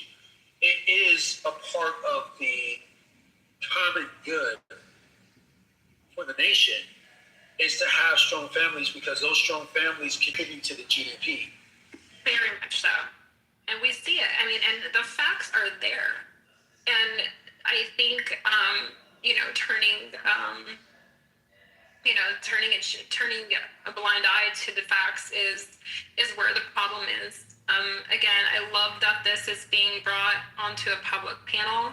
I love that people are able to, kind of dive into the innovative thoughts that have surrounded this, but also too, in spaces like this, where rooms like this have held 300, 400, 500,000 people at a time. As you can see, it's not a very popular topic. And I think that's because there's a lot of truths to kind of have to face. But yeah. We've got to create incentivization around family. This is a good conversation to start it. I promise you, once the conversation goes to money and government policy turns towards how people can effectively monetize their their relationships and locking that into a wedding and a commitment that has deferred gains for that institution, is that the conversation and the value system will shift. I just hope we can be at the beginning of it, potentially for the Black community. It's not lost on me that a very big emphasis of that's driving this is the Black family, because unfortunately the numbers that Delano gave, it's like there's a 70-point swing between detrimental swing. So I think once we wrap our heads around getting the bag is not just like trying to get the quickest way or find the quickest way to to making a buck, but it's actually rooted in having a sustainable model that can create exponential wealth creation within your family unit and your kids' family unit. The problem is that we value the very short term financial gain.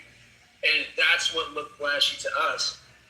Family, for far too long in our community, has not been celebrated. It's been ostracized. And the reason why it's been ostracized is because of the modern feminist movement that's delegitimized the proper role of the man in the household. Look at what feminism has done to masculinity in the household. I agree. Which is anti-reproductive, which is anti-nuclear family. And so, of course, you're going to get these type of numbers, and you're going to see the outcomes of those numbers and the diminishing returns for the family unit, because there's been such a concerted effort by the feminist agenda to delegitimize the strong family unit, which relies on the man being the head of the household, which relies on a traditional, and it's not, everybody's not going to be the same, right? So the traditional family for John is not going to be the same traditional family for, Jake. Mm-hmm. But it certainly can look like having a cohesive unit that is strong at its foundation and doesn't put all the burden on one person to sustain the family and force them to rely on the government to pay the bills, to extend the lifestyle, right? People want to look at their future in the next 5 to 10 years, and they want to see a bright future. And if that doesn't include, some degree of your family expenses being covered, then you're looking for sources to help you with that.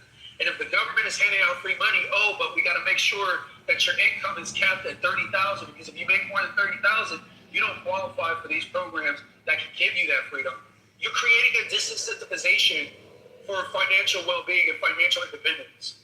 And you're forcing people to remain within a tax bracket that is overall detrimental as the economy does shape and grow in future generations to come. I wanted to briefly pivot really quick, and then Alak, I say that you're on stage. Thanks for coming up. So they mentioned something in regards to there being, sorry, I got a phone call. They mentioned something in regards to there being a question on should we bring in more foreigners, right? I mean, I really wanted them to engage in kind of, just speculating on what that would look like. I would personally have to give an opinion in regards to absolutely no. Absolutely not. In fact, double down on deportation, because what we're seeing, especially in the Black communities, is you have some kind of the same, and I love that you're talking about this isn't just a cultural thing, but we're seeing foreigners who are coming in, utilizing the opportunity to have a child within America to be able to kind of quote unquote remain here, but also then having the audacity to rely upon the government not take opportunities, getting their citizenships and things like that in order to be able to be properly, married, or even some of them and utilizing that marriage pathway as well, but many of them are not. And when we have those, I don't have the numbers on those. I'm going to have to look at those statistics and kind of see, okay, how many do we see now? How many foreigners do we see that are coming in on the marriage opportunities, or how many do we see that are able to remain here because they have children here? But I just want to say that I'm not, opposed to learning, the broader benefits of having more foreigners come here. And again, if it's, specifically for the labor services, hey, Chris, I see you down there. Come up here. Hold on. Let me figure that. I see you. I got you. Chris, I was just saying that. I was just saying deportation. Deportation? Why? To who? You missed the conversation. But But yeah, TC, I wanted them to kind of elaborate a bit more in regards to that, because there are some, some hard truths in our reality in this modern day that don't play, they don't play a role in benefiting America with more foreigners in our nation. Hey, Black. Yep. I just wanted to sort of like weigh into this high level topic, and to be honest, I've only been here for maybe, I don't know, 10 minutes. But saving America by saving the family, I don't know, is this sort of tailored to sort of like a black lens, or are we just talking about Americans in general, whether it's Asian Americans, Latinos, blacks, whites? Because I'm really only here to contribute to the conversation and the discourse through the lens of like saving Black America. The conversation centered around, and just as a reset for everybody that's in the room, the conversation centered around the Heritage Foundation put out a report earlier in the year, which is their new inaugural push towards effectively saving the family. And the premise behind it is that the fertility replacement rate of humans in America, in order to properly replace the previous generation, is it should be for every one woman, there should be 2.1 children. Right now, there's 1.6, which if you follow that trend for the next 250 years, you're looking at a complete extinction of the American family. He's mentioned something to the tune of over 60 counties in the United States have more deaths than they have births. 60 counties. Back in I think it was like 2006, it was like only 20 counties, and now it's at 60 counties. And so effectively, you're looking down the barrel of a gun that's about to go off, but it's a slow drip because you're dying off. You're effectively, your posterity is dying off because of not enough birth rates. And so, quick question again, TC, are you looking at it through the lens of American citizens, or are you looking at it through the lens of the Black American community? Because I think that those, I think that those are two very distinct populations that require two distinct solutions to solve. So I guess that's my question. Are you looking at it from an American, citizenship standpoint, where we're looking at, population numbers from white people, Latinos, Black people, Asians, or is the conversation a bit more tailored to sort of population growth or lack thereof of sort of the Black population? And regardless of what your answer is, I'd like to sort of look at it through the lens of sort of the Black American population, but I'll let you go first. What I said was the two are inextricably linked, I think, but there's definitely a bigger emphasis on the Black family because it has a disproportionate contribution to the fatherlessness homes of the American family, and that in and of itself is one of the highest indicators of poverty. So if you want to talk about Black families, go right ahead. This is an open conversation. Nobody's going to be chastised for talking about any specific. Yep. So I'd love your thoughts on this, TC, because I don't hear it talked at all about on this platform. But I personally believe that Black Americans, those that are descendants of chattel slavery, those that were here before the formation of America as a country, I personally think that we've been going through an ethnic cleansing. That's a modern ethnic cleansing that we don't typically think of when it comes to ethnic cleansing. when we see the barbarism and the barbaricness of how, ethnic cleansing has traditionally been viewed, through like the Holocaust and, sort of tribal wars in the Congo and things like that. But I think that the West has been very smart in modernizing the erasure and the cleansing of specific ethnic groups, particularly America, which in my opinion has been driven by white liberals.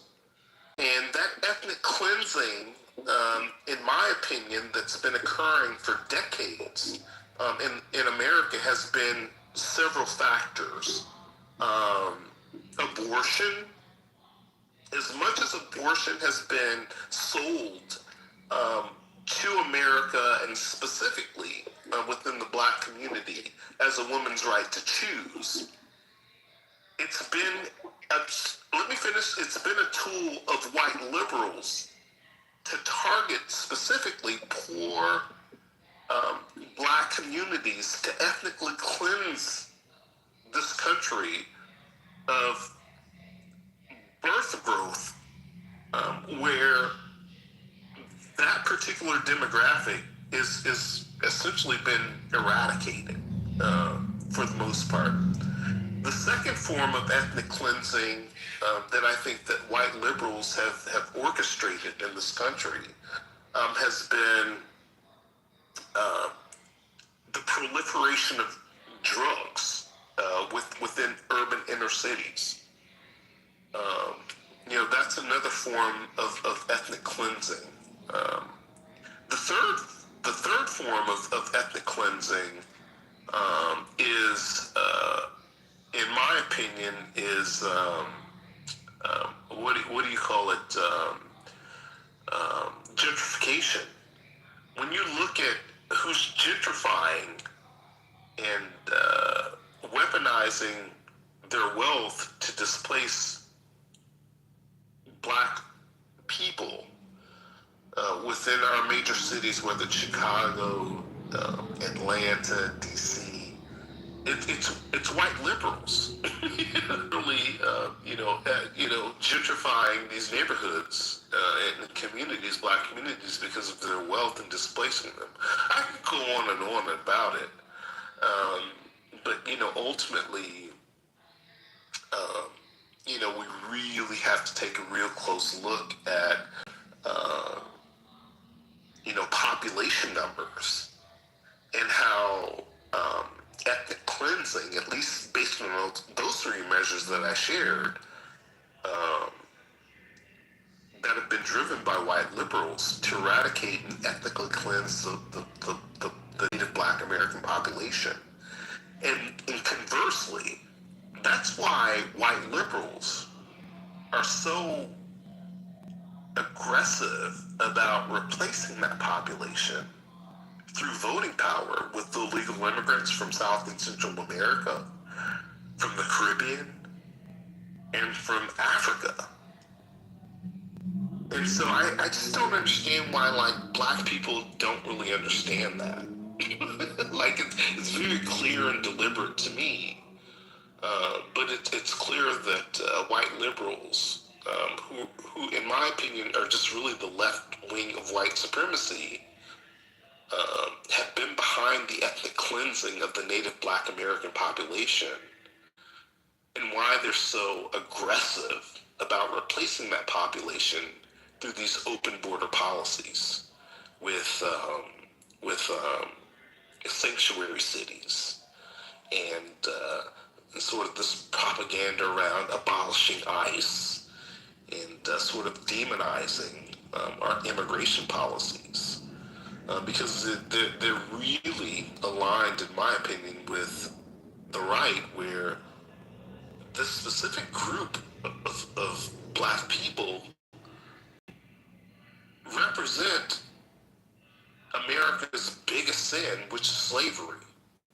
And so the quicker that they can eradicate that population and replace them with people that can't call them out on the history of slavery and Jim Crow, That's why I think that like white liberals and the Democrats are far more dangerous, to the black, indigenous, American native population. So hopefully that made sense. I'm surprised I didn't hear you touch on abortion, because I think that's probably one of the greatest examples of. That was one of the first things I touched on. I spoke at length about abortion. Maybe I missed it. Yeah, you missed it. Yeah, that was actually one of my first points about ethnic cleansing. While abortion has been sold as a woman's right to choose, insidiously, it's been really weaponized to eradicate the native black American population in America. No, I would agree with that. And I don't know if I would agree with every characterization you made, but I think definitely there are examples that you can point to where there's demonstrative efforts to eradicate the black population. I think abortion is a great example. Going back to the immigration conversation that Angel was having a minute ago, there are two distinct approaches. I think both the left and the right in America understand that our population decrease has to be addressed, that the decline in workers, decline in the labor base in this country, along with the import of other countries, other nations, and them driving emphasis on their populations and how that supports their manufacturing base, their labor base in their country. It kind of puts the light on how the right are starting to look at this problem from two completely different angles and how they attempt to address it. It's important to understand that the left totally understands that population decrease is a national security issue for America. And so the way they address it through their lens is wide-scale, large-scale importation of immigrant populations through non-legal means and methods, and protecting those groups of people, these large groups of immigrants that are coming here through non-legal methods, protecting those methods, providing as much buffer as they possibly can to prevent the government from enforcing laws that tamp down on illegal immigration. That's their approach from the left. And what I'm starting to see from the right becoming more crystallized is the approach is focusing, going back to emphasizing the necessity for the family unit and for the families to have kids. And for those kids to be born into a healthy environment where they can thrive and they can have kids, and increasing that childbearing rate. They talked about the founders. On average, the founders had 6 kids. Today it's down to 1.6. So those are two completely different approaches to the same problem of addressing a declining population in this country. And I know, and many people do know, that the left thrives on an environment in which they can coalesce power and create silos where they have the dominant influence in society. The only way you can do that is to de-emphasize and delegitimize the sovereignty, the individual sovereignty of the family unit. If you can create and aggregate communities around a dogma and an agenda that is anti-traditional family, that is anti-individual security, and pro-collectivism, that gives more power to the top and redistributes the wealth that's generated by the individual towards the collective, that's how they gain and maintain power. That's their approach. Hey, the conservative approach is very different from that. Real quick, TC. Hold on one second. The conservative approach requires for there to be an emphasis on what the actual building blocks of a dominant society is. And that is a healthy, growing, safe family unit. And you build upon that, that is what creates economic opportunity. That's what creates educational attainment. That is what creates, healthy living and positive body, just a positive, healthy environment altogether. It's two starkly different approaches, but one requires the dismantling of the family, the other requires the establishment and the protection of the family. So let me ask you this quick question, TC, and it's around population. Because it seems as if people think that a growing population. Welcome to the stage. Yeah, let me just finish. It just sort of based on at least what I'm hearing from you is that you think that a growing population is necessary for a nation like America to survive and advance. And I sort of push back on that because on one hand, I think that maybe that was maybe true prior to the information age, where you needed really hands-on labor, both physical and intellectual labor, to sort of grow GDP and to advance, into new markets. But I don't know that that's really true now with the advances of robotics and AI. In my opinion, I think that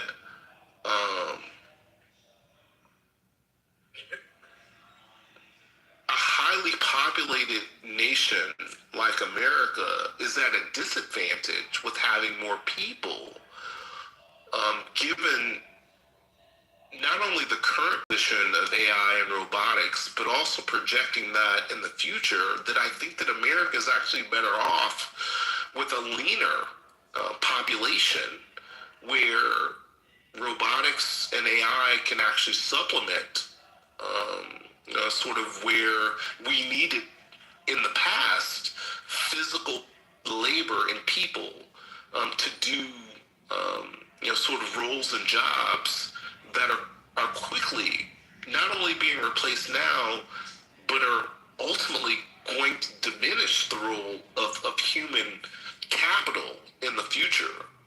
And I guess that's my question. I just don't think that population is really important in this modern age of technology. I think that America's better off with a leaner, a number of people versus an abundance of sort of citizens or illegals, if that makes sense. Well, again, look at the trajectory, you look at the trend. The less kids you have, the less of a population you have to leverage the powers and the enterprise of the country, and so that gets outsourced to other players that are able to benefit from those systems. And I just think it's just a very non-sustainable way of looking at society, is that we need to have less kids, not more, because the law of subtraction is going to leave you with zero. So I just don't see how that's sustainable. That's number one.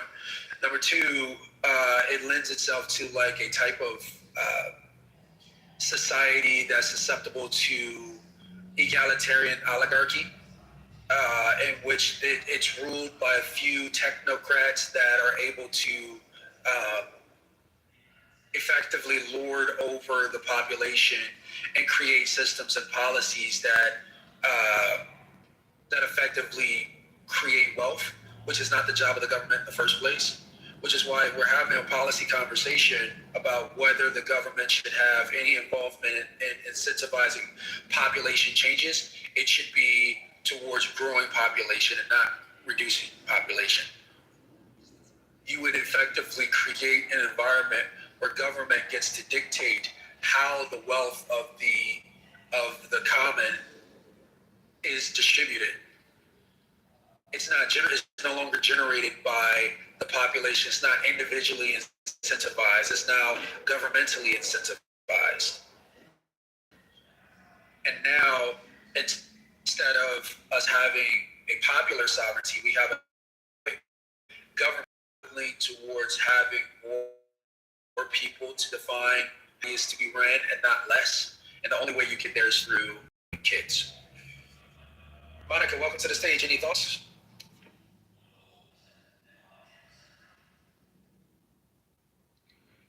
Good morning. I shared in the chat a link to the Sound of Hope movie, the story of Possum Trot. I'm not aware of how many people know about it.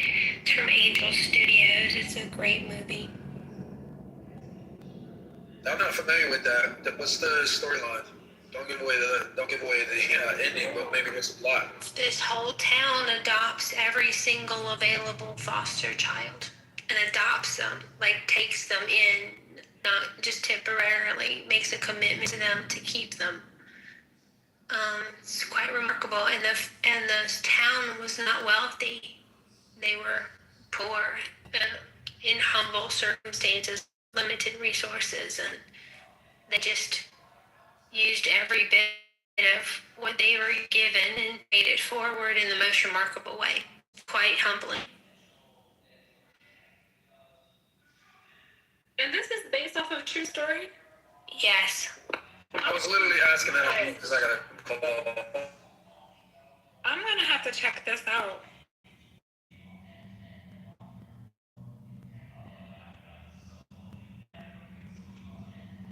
So it kind of correlates with the room that you're doing, TC, with the family being the most important set of Americans. Quite liked it. Angel, if you watched the movie, please let me know your thoughts. Absolutely. I just copy pasted your message and I texted to myself. I will be watching this for sure. I can't wait to give you feedback on this. Very good. I grew up in the foster care system from 4 to 19. So. And then after 19, you're on your own, and the resource you can speak on it more than I, but I understand that you're definitely fending for yourself, and they might have not prepared you to do so. Is that fair to say, or did you have a good program that I actually was part of Pennsylvania's Kids for Cash scandal, and so my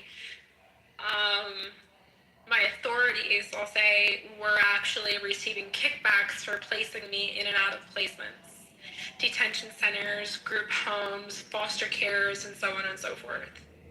So they would remove you from a stable, loving foster care family into a different family so they could collect a transfer fee. Is that right? Did I understand? They moved me from a foster care unit to place me into one of their detention centers where they received kickback. And then I'd remain there for some time, and then they replaced me again, and then they replaced me again. And each time they replaced me, they replaced me to a group home or a detention center or one of their facilities, they would receive a kickback. It's actually, they made a movie about it. It's called Kids for Cash. It unfortunately does not portray the Black and brown lives that were heavily impacted. If you take a look at the statistics, there were more Black and brown children who were impacted by this Kids for Cash scandal than there were those that they represented. Even at the base front of this, on a lot of the political streams, they really only depict a certain type of child. And so, unfortunately, it didn't get the light that it deserved. And still, some of those who were impacted at an early age. So I'll give you an example. There was a time in the federal court where we were actually sitting there watching, I guess, a Zoom conference with a couple of the individuals who were named in this scandal, who are now adults, and they were still incarcerated, and many of them had been in and out of incarceration since maybe, I think the one young man, since 11 years old. I have a step sibling who, same thing, since 9 years of age, he's been in and out of incarceration, and still remains there to this day. But they didn't really now I myself was one of the people who didn't have any family. I was fostered, so I'll say I was a more easy turnover for them because I didn't really have family who, wanted me back or was looking for me.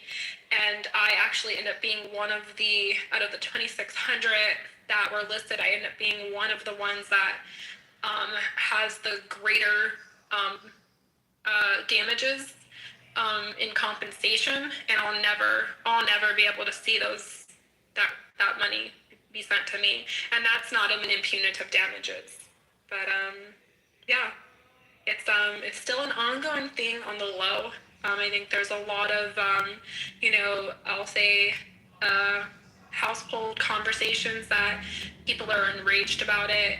A lot of the things that I pointed out were the people who were involved that actually did not receive any consequences. So that would be the children and youth system.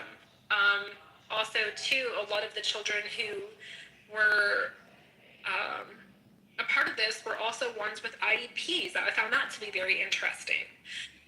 So again, it's crazy, but I love that you dropped that. I know that's gonna make me cry, so I'm gonna put myself on the schedule here to watch that and give you some feedback. So I actually found the documentary that you spoke about. I think it's 12 or 13 years old. Yes, exactly. So the full video is available. Documentary is available on YouTube. The link, the trailer I posted first, and then the second link is the documentary. And Angel, amazing life story. You're incredibly resilient, and I'm so glad you're thriving now despite that difficult childhood. You know what? I appreciate that acknowledgement. One of the things that I didn't realize through this is that I survived something that many did not. I think one of the reasons why this did come to the forefront is because of a mother who lost her son due to suicide after being detained into one of the most heinous male facilities known as Glen Mills. And he underwent a series of horrific abuses. And unfortunately, what I was really pained by is this whole prosecution process, that we have here in the United States. I'm very proud to be an American, but I also watched a federal court proceeding not take on all people who were responsible. They only hit, a couple people upside their head, and they heavied down the consequences on two men, two of the juvenile judges, Mr. Chivarella and Mr. Conahan. Mr. Conahan is now out of prison. He did not complete his full sentence. He was gifted some leniency due to COVID. Mr.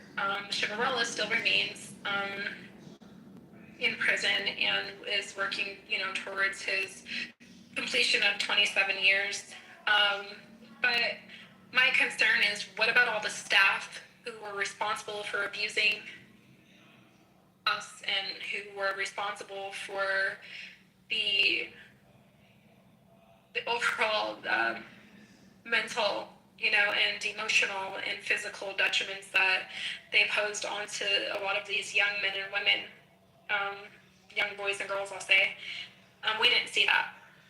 And so that is something that everybody now in Pennsylvania kind of just, I guess it's just something that they think they could put on the back burner, but there's people like myself who still talk about it. And I'm always looking for people who, have been a part of this, or who have family members who, still want to tell their story. Because I think it's necessary. I think it's necessary for them to get the people who are responsible, because now many of them may have transitioned into another group home or to another detention center or into another field or line of work, and who knows what they're doing. So. Angel, I would love to, like, why don't we do this? I'm gonna hit you in the back chat. Because I have a studio here, not too far out of Philadelphia, New Jersey, that is it's a podcast studio.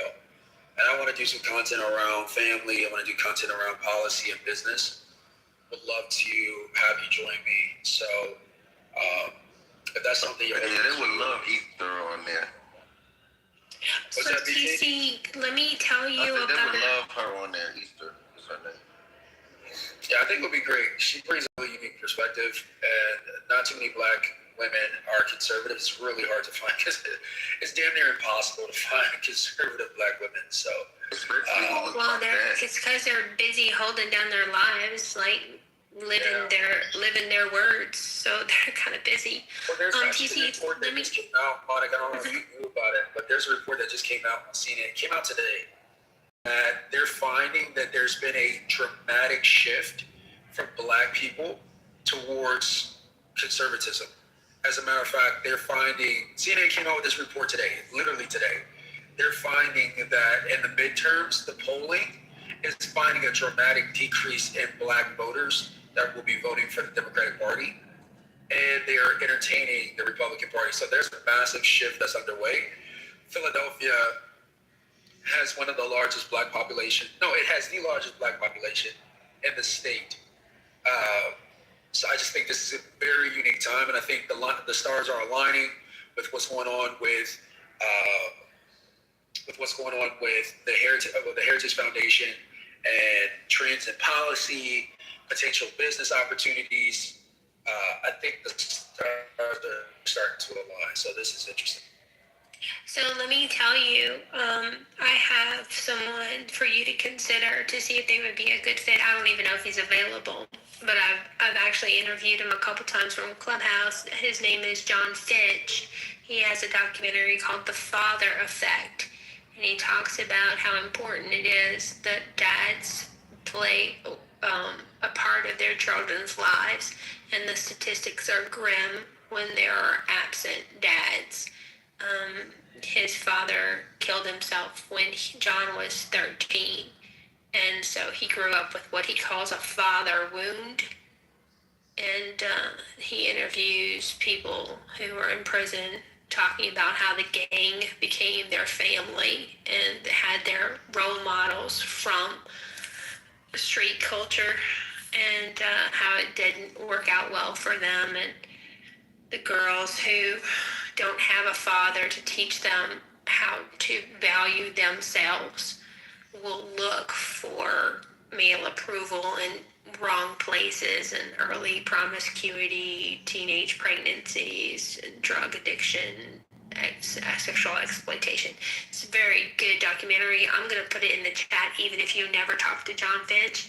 I think it's worth knowing about. Where is he located?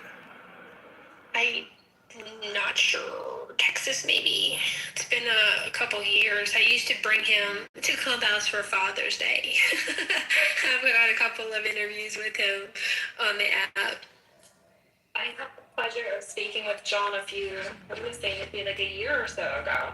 I haven't seen him on here that much since our last conversation, but I think he was housing a room similar to this, where he was just kind of letting something play, and then just getting feedback on it. But I haven't seen him in a while, so it's a familiar name to me.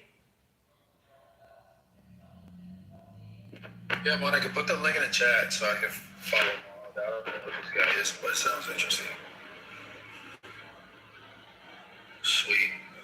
All right, guys. This is a great space, TC. Thank you. Yeah, absolutely. Yeah, I'll address your back chat. Yeah, my phone has been blowing up, and I've been canceling all these calls so I can manage this conversation. But the replays are on, which is great. We're going to come back and reference this conversation. I want to have a conversation with the Heritage Foundation and see where that takes me, because if there's some alignment here, as particularly addressing issues related to the Black family, I'm all in.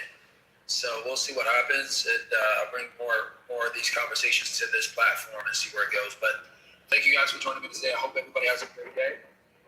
We'll talk again soon. Later. Related to Morocco, I would not.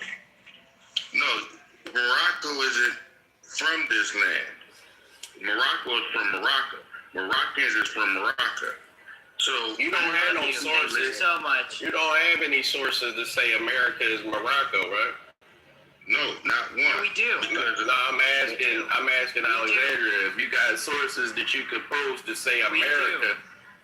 Like North America is Morocco. Let's see them. We do have. There's millions of people who identify as Moroccan Americans and they call it Moorish. You can search about that. They're in the U.S. Well, post the source. I asked you to post a source that says that North America was Morocco. I'm answering you. I don't need you to tell me anything. I need you to post a source.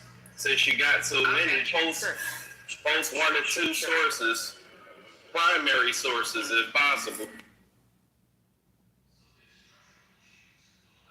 And this is, by the way, does not devaluate the people who are there, because I believe genuinely people who went to the U.S. before the Spanish coast there never ever come back to Morocco.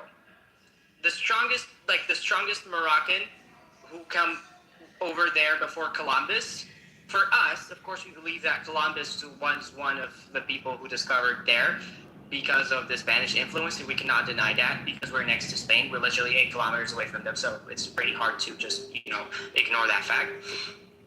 The best documented early Moroccan in America was Mustafa Azamouri, and who also called, he had some Spanish names, and he was from Azamour, it's a town in Morocco. He was leaking some information. My bad. I don't know what he said. Don't put me at you for some information. Okay. You kind of went away from it. No, wait. They might. I just looked it up, and that's the answer it gave me in the room chat.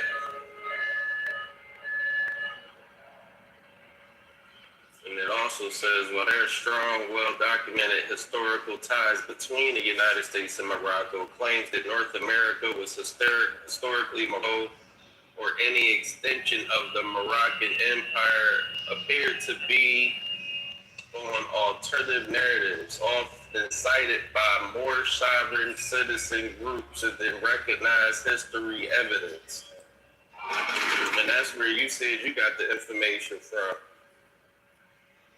Most Moroccan society groups, but no historical evidence says that this is even real. You can search about this. I'm going to give you. That's the best documented one. What documented history do you have? You can search about it. No, what's the name of it? What's the name of the document you state?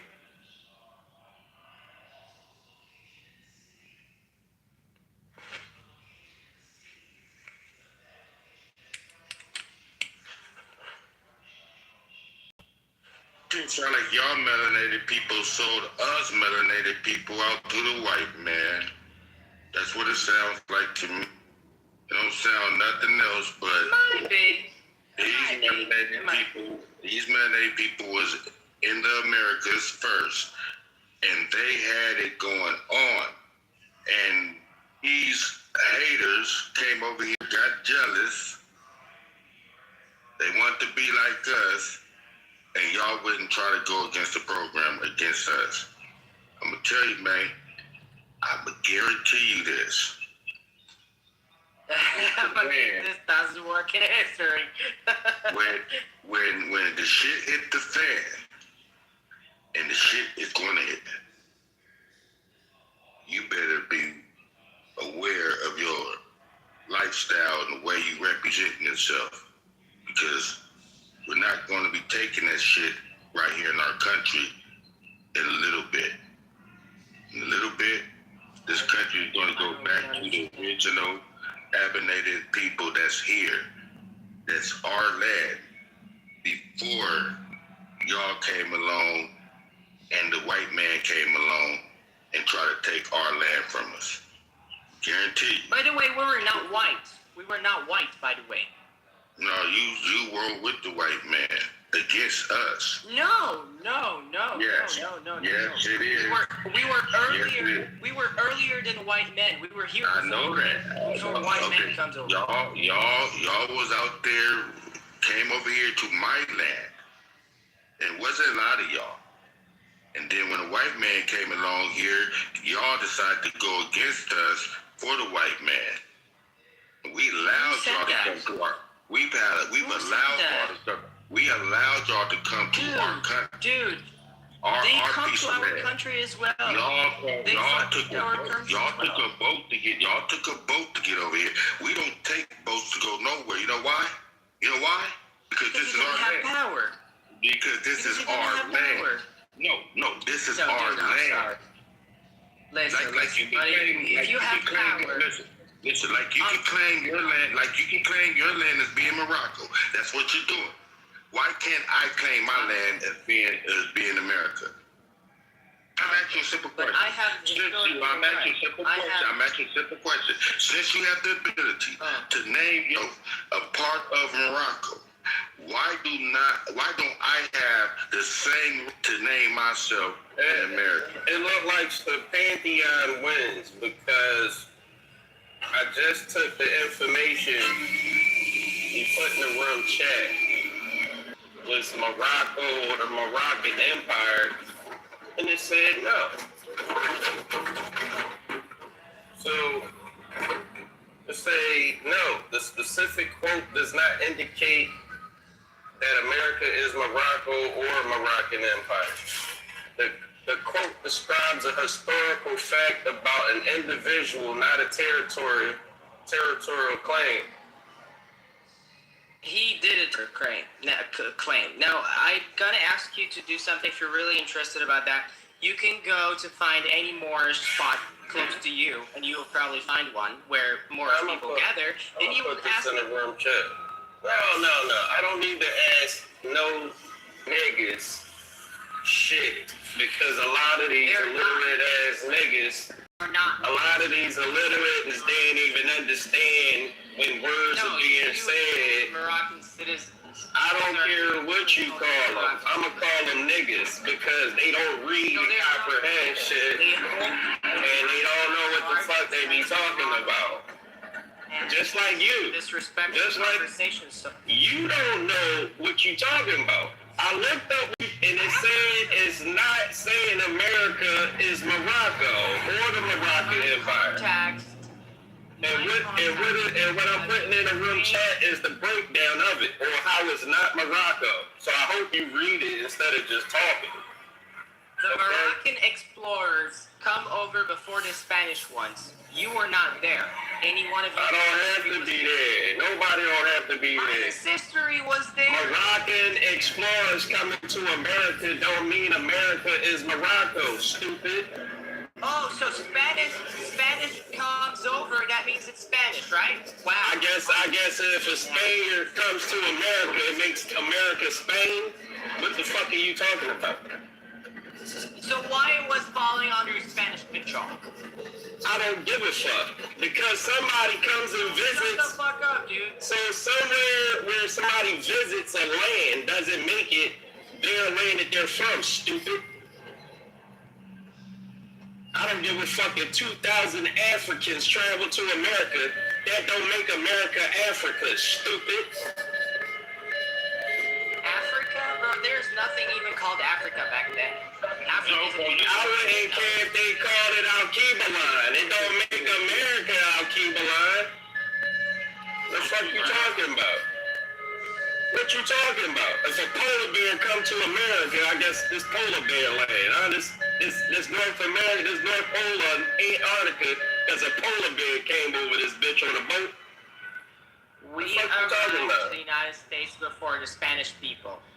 Who cares? Is America Morocco? Do you got any identification, any kind of treaties, any kind of historical record that says America is Morocco? Over, there were a partial control, and partial influence places until today. Go to some towns, they're even called Morocco. If you ask them, they'll tell you.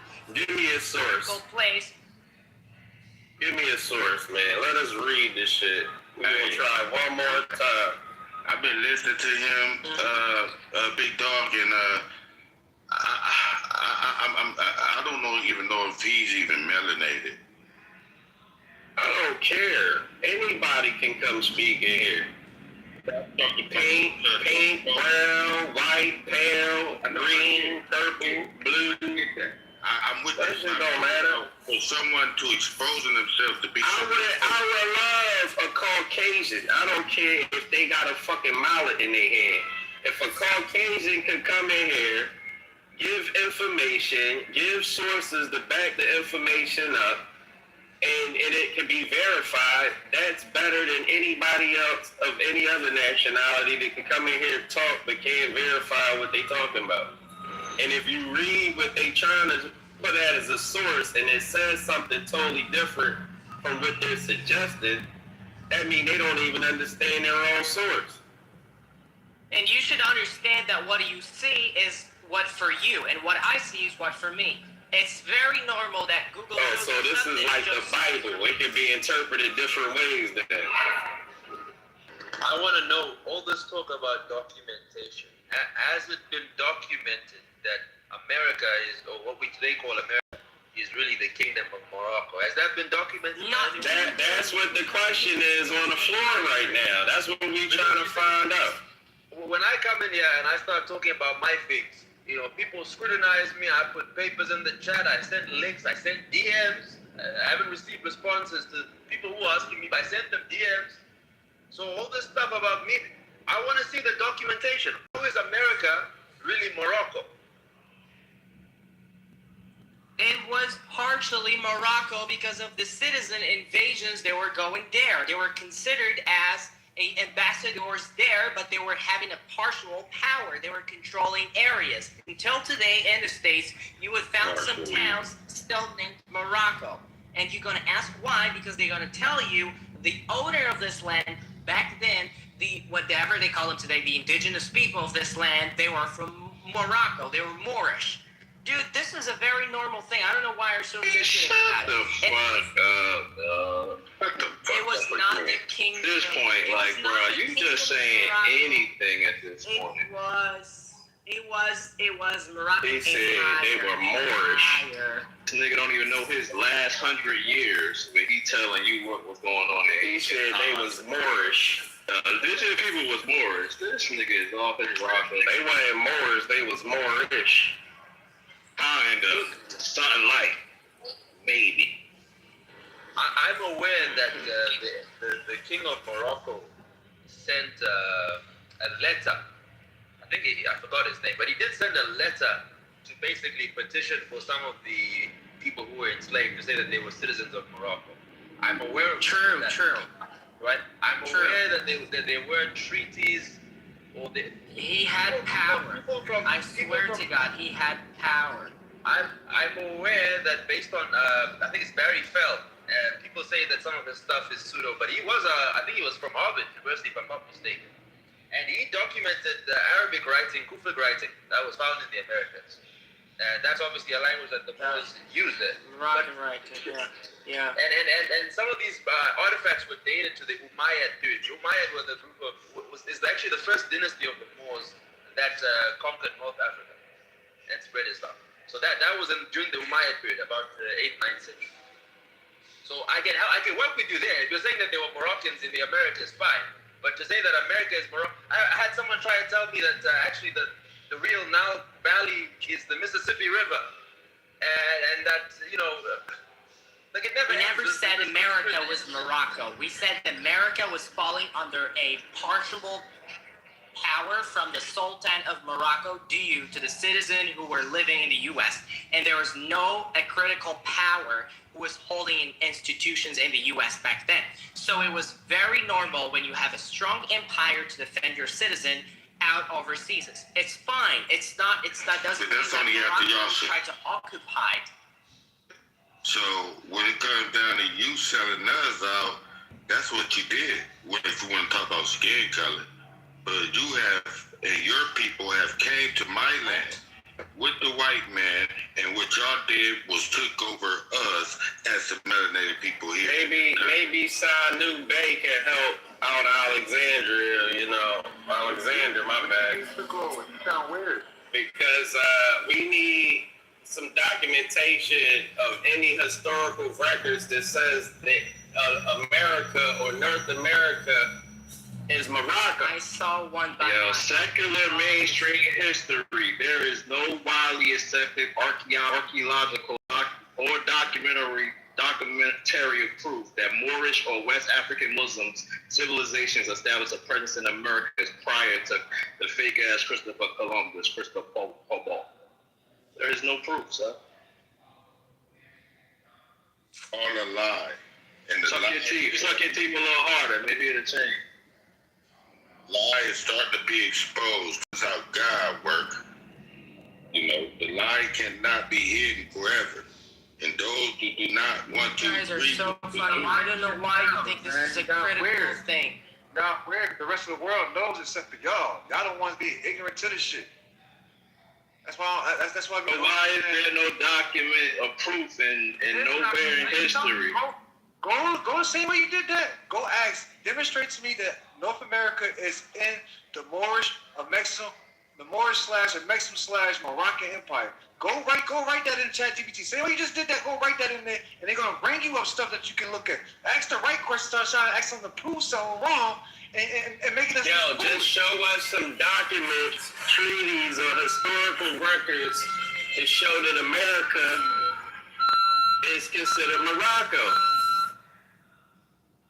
Are you fucking stupid? It was never been considered Morocco. It was falling under a partial power of Morocco because of the citizens who fucking traveled back to the U.S. And I wish they Say that again. Hold on, because you just said you know all these fucking Moorish motherfuckers, right? So say that shit again. What was the first statement? What was your first statement, Alexander? You say what? What was your first statement you just made? There was no such statement was I fucking hate the fact that they were going to the U.S., whatever you call the U.S. now. It was not the U.S., it was the new land. They were going there, and my fucking empire was trying to protect their citizens. I hate that fucking fact now because I knew after. But you said something different. Fucking stupid people. You said something different, though. You said something different. So America was not considered Morocco, right? America was not even there. Get it to your mind. So, all right. So America was not considered Morocco, right enough. The northern hemisphere of what we call America, was it considered Morocco? The new land was partially under control of the Sultan who was controlling Morocco. Not for occupation, but because the citizens of the Moroccan Empire were there. Okay. So because Moroccan nationals or Moroccan citizens are over on the North American hemisphere, and you're saying that still doesn't make that America. I mean, that still don't make America or that area Morocco, right? We never said that the U.S. was Morocco, because Morocco was not something that you just called Morocco. You're referring to Morocco now as the country you know in 2026. Moroccan Empire or anything. I don't care if you say the Moroccan clan, the Moroccan Empire. Was any of that shit over on the North American hemisphere? Let me explain. When you say Spain, today it's not Spain as in 19 whatever is that. Spanish Empire was everywhere. It was in Colombia, Venezuela. It could have been all kinds of Spains. It was probably like 5 or 6 Egypts, but we ain't talking about that. Was at any point in time the North American hemisphere, the North Hemisphere of the internet, Was it ever considered Moroccan territory, an empire, or any of that shit? Partially, yes. Partially. All right, give me a source. Yeah, because from my understanding, Estabanako, aka Mustafa al-Azabora, is a Moroccan explorer, but he was brought here enslaved and brought by the Spanish conquistadors to act as a crucial scout in Florida. And this is 1527. So who are you then? I'm so regular nigga from the We a bunch of niggas trying to find out why you lying.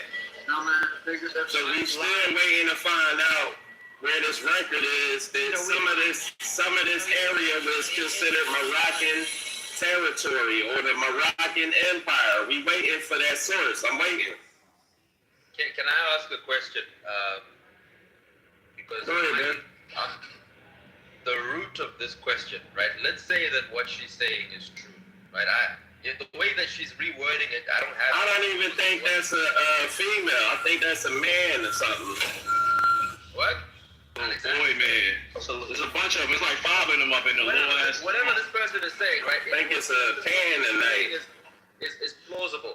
My question is, why are we bringing this up? And my second question is, why did they lie about this history? Because I'm sure that's the point that this person is trying to drive home, right? Why? I think it's an agenda. It was an agenda possibly that Moors was trying to colonize America, and they got shut down and stopped somehow, some way.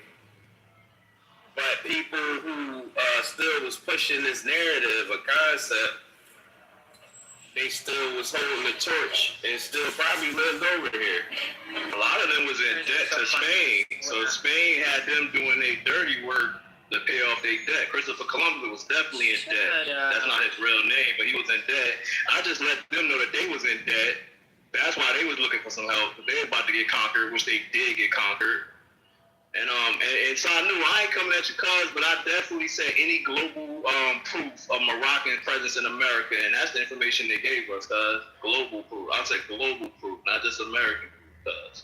So does this mean that because my first question is, why would they hide this history, right? Now the second question is, what does this mean does this mean Black Americans should now identify as Moroccans? We identified as indigenous. They are supposed to be without even us being in America because their origins are coming from Homo We not sapiens. Berbers. Why would we be from y'all? We not Berbers. We are indigenous to these lands. It's like you're indigenous to your land. Bro, the first people in Africa was the Khoisan. You're not the Khoisan. All black people is the only people I know that you gotta argue who they tell them who they really are. Y'all, you don't even know who the fuck you really are. Gentlemen, the oldest humans that we know today that refers to the humans who can make civilization are Homo sapiens, and their origins are coming from Morocco 315,000 years ago. So everybody, even the Chinese people, have a little of Moroccanism in their blood. That's it. You should acknowledge that. Nobody on. Give us a source. Give us a source for what you just said. You know, it's called, there's a remains in Morocco. It's about 300,000. I don't care if you said we came from fucking aliens. Give me a source. Where you getting that shit from? Okay, but then this is like very well known. Like that's like asking. Well, they say some shit called Jebel El Harhoud, Morocco, 315,000 years old. This is what most people meant by oldest Africans. But the Khoisan is older than them, so I don't think it's interesting shit. They said the motherfucking asteroids be falling over there in Morocco. That's all interesting. Okay, some things don't need a source, man. That's like asking, what's the source that 1 + 1 is 2? Give me a source for that. It's like, bro, that this is very well known that they found this stuff in Morocco. But the question is, why is it that the people with the oldest haplogroup don't live in Morocco? Some people might say 1 + 1 might equal 3. Where's your source for that, brother? I don't really understand what you're all talking about. Okay, anyway. All right. I'm just making a point. Anyway. Some people might say 1 + 1 equals. It's a very clear equals. It's a very clear, obvious thing. Equals something else than what people normally. When heard was only one plane. I got a question for Alexandria. Alexander, my bad. Finish this. Nah, pause that. Because I just wanted to see how smart you are, right? If me and you at the beach, and you got 2 pounds of sand, and I got 2 pounds of sand, if we put them together, how much we got at that point? Alexander? We gotta be having 4 hands putting his hands. Is that an answer? I'm gonna say this shit again. If I got 2, if we at the beach, fucking question? If we at the beach and I got 2 pounds of sand and you got 2 pounds of sand and we put it together, how much we got?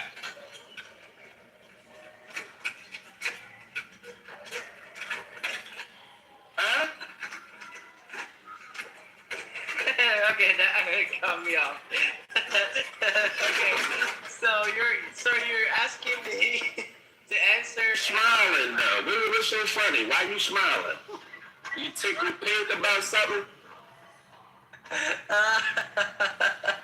Because I truly understand why they say Americans are really out of. What this got to do with fucking Americans? Answer the question. Stop procrastinating. He procrastinating. He or she, whatever the fuck is going on over there. What's the answer to the question? So funny. No answer, y'all. See how dumb these Moroccans are? Can't even answer the question. You still need more time? You trying to count on your fucking toes and fingers?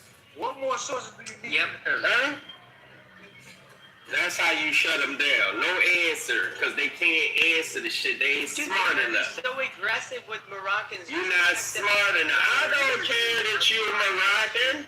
I wouldn't care if you were Scooby-Doo cousin. I'm going to talk to you about the fucking question I just asked you. Dude, you're talking. So what's the answer?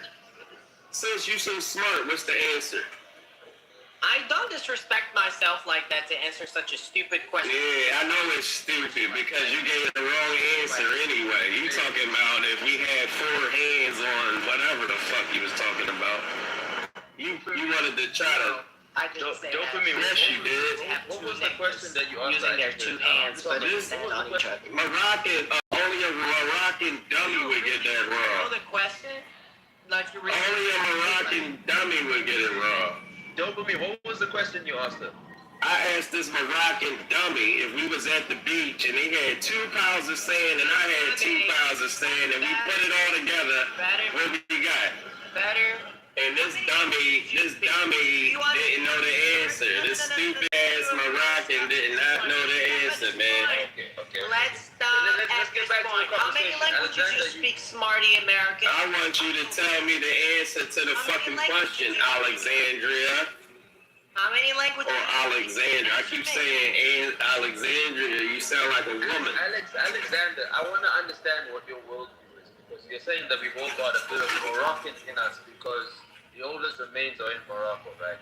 So you're saying the oldest remains that shows people who. Everybody put the answer in the room chat. I mean, what you got? Yeah, I understand the gist of what you're saying. So what I want to understand from you is, are you what exactly is your worldview? Do you subscribe to Islam? Do you subscribe to some Moroccan spirit? He is Islamic. You Muslim? Dude. He a Muslim Morocco. You don't want to answer, it's fine. I'm just trying to understand you. To me, that's more interesting than what this whole you guys are dopamine are doing right now. It's just First things first. First things first. Papa. I'm very nervous. First thing, you need to learn your own history before you start speaking on other history. First thing you need to do is learn how to fucking add and subtract. Smarter than Stupid. you. That I can speak your. You don't even know how many fucking pounds of sand you got. Historically on it, I can expose you so. You don't even know how many pounds of sand you got, though. How you don't know how many pounds of sand you got? Languages you speak. How many pounds of sand you got? You probably don't know one. How many pounds of sand you got, stupid? You don't even have money. How many pounds of sand you got, though, stupid? You have money to pay insurance to your. How many pounds of sand you got, stupid? Tell me. Can we stop this, Free please? healthcare. Alexander, later than this. Why are you engaging in this? Because it's a Moroccan dummy. Okay. Can you Because answer he the is question trying right to there, let or me you influence- not want to? Ben, I don't hear your voice. Your voice is so far away, very far away. Okay, how about now? How do I sound now? You said wasn't nothing wrong with your mic, man. You alright. Mute this beautiful guy. Let me mute him. How can we do that here? Can we mute him? We cannot. Unfortunately, only friends can message each other. Absolutely. Okay, so Ben, what was your question again? Ben, you were saying what? Oh, JJ, welcome. You can tell that's a slave. That's why they got massa on they goddamn PTO. Massa. Absolutely. White slave are better than a black one. Put this on your A white slave is better than a black one? Ben? When the black slave is stronger. Don't talk to me. You speak one language. Don't talk to me. You don't know how many languages I speak. You don't even know how many pounds of fucking sand you got. You're right. Yeah. How many pounds of sand you got, stupid? Yep. Absolutely. He couldn't get a fucking sand question right. We get now to the reasons, right? I'm sorry. This motherfucker said 4 pounds of sand. I'm talking. Stupid. I'm talking, Mr. Black. I'm talking. You fucking stupid. Nigga. That's the word. You's a stupid motherfucker, and you ignorant. Nigga. You need 4 fucking heads for 4 pounds of sand, huh? Stop. Stupid motherfucker. Everybody know if you take 1 pile of sand and 1 pile of sand and another pile of sand and another pile of sand, if you was to put all that motherfucking sand together, you had all the sand, you dumbass fucking Moroccan. Stupid fucking, stupid motherfucking dumbass. I love that one. Dope nigga. This motherfucker named Alexander is the dumbest rock ever heard on fucking Clubhouse and on Earth. You stupid as shit. You over here talking about America is Morocco. You stupid motherfucker. That's wrong too, dumbass. You've been getting everything wrong. And the Pantheon been fucking you up since you've been here. Shut up.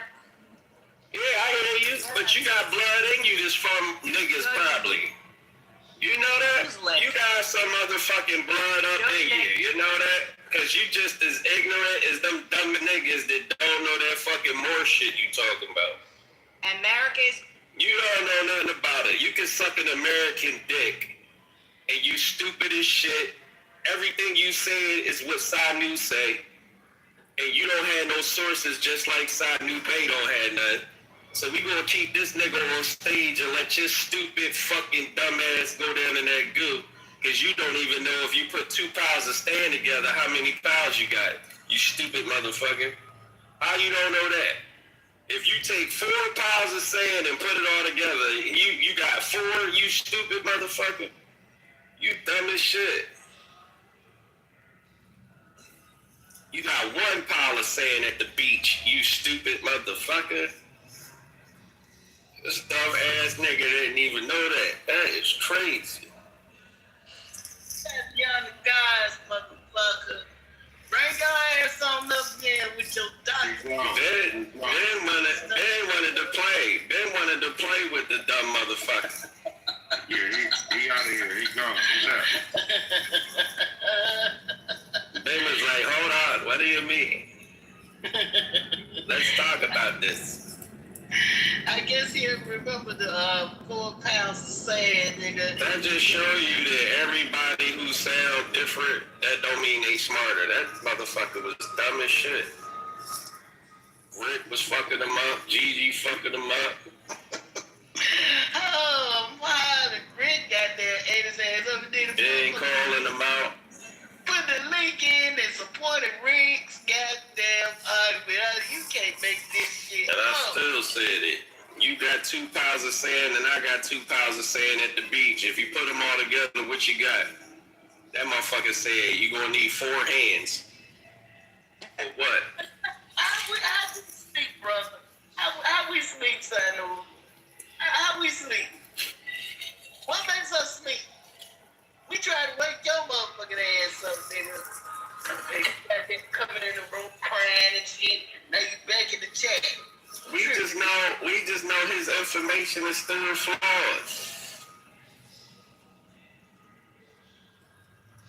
They find out they done made that shit up. America is Morocco. It ain't a Moroccan on Clubhouse that can help you, nigga. We had the boy with the fez on. He was over here misquoting the treaty. He's saying the treaty say one thing, and that's a whole lie. So you know he heard it from somebody and just repeated it. The Treaty of Peace or Friendship do not say America is fucking Morocco, man.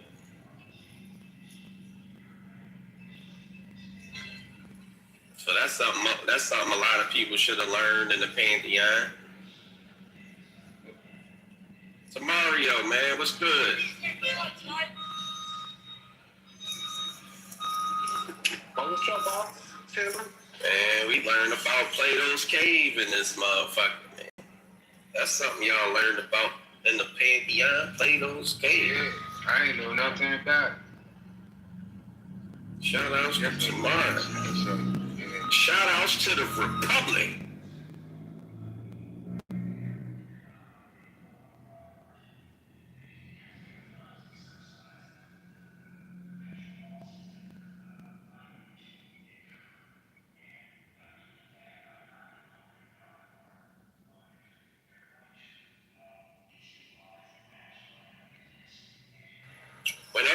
When that shit sit in, like Plato's cave, when you really process it and let that shit sit, man,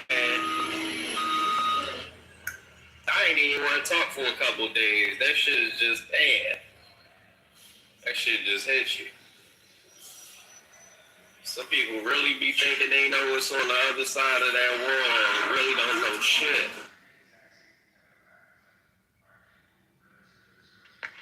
Facts.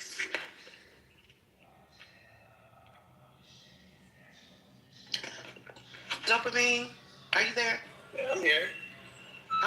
I'm just reading. I asked the question. I think this starts with that noble Drew Ali person. It says in academic and mainstream historical records, the land we call America today was never officially named or referred to as Morocco. However, there are two distinct contexts, one historical and one modern, where this idea appears. The Maghreb al-Qasar interpretation. In medieval Arabic geography, the region of modern-day Morocco was called Al-Maghrib, Al-Aqsa, whatever, which translates to the farthest west.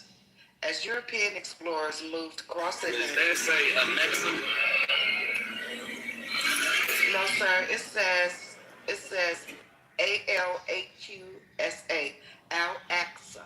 Oh, Al-Aqsa, okay. Yeah, Al-Aqsa and Al-Maghrib, which translates to farthest west. As Europeans explorers moved across the Atlantic, some scholars and later theorists noted that from the perspective of the old world, the Americas became the new farthest west. While geographers like Al-Iridisi, 12th century, made maps that reached the edge of the Atlantic, they generally referred to the Atlantic as the Sea of Darkness and did not label any land across it as Morocco.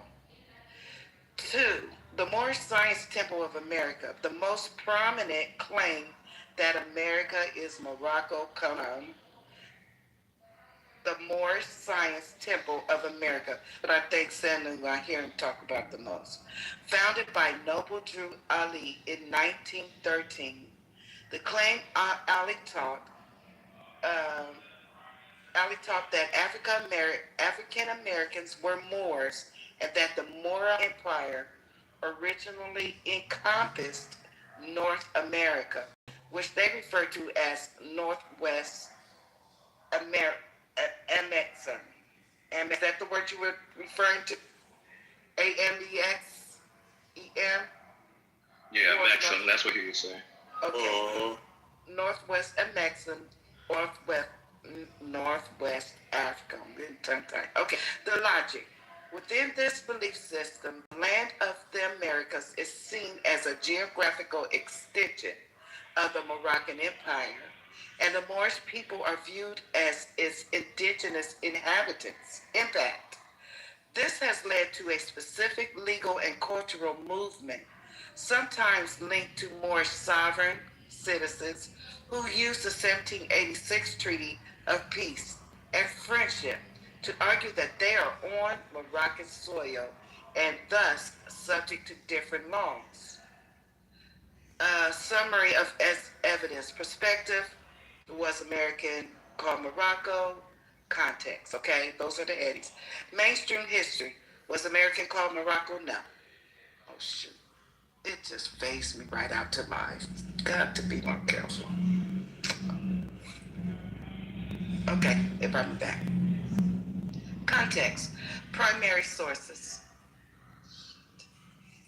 Maybe I'm not mentioning. Can someone just show us a map, where America is called Morocco? That would be. Well, it's saying there was no map. There is no map where it would reach to the edge, but from there in the Atlantic, it was called. There was nothing labeled Morocco. That's what I just read. There is no map that would say that.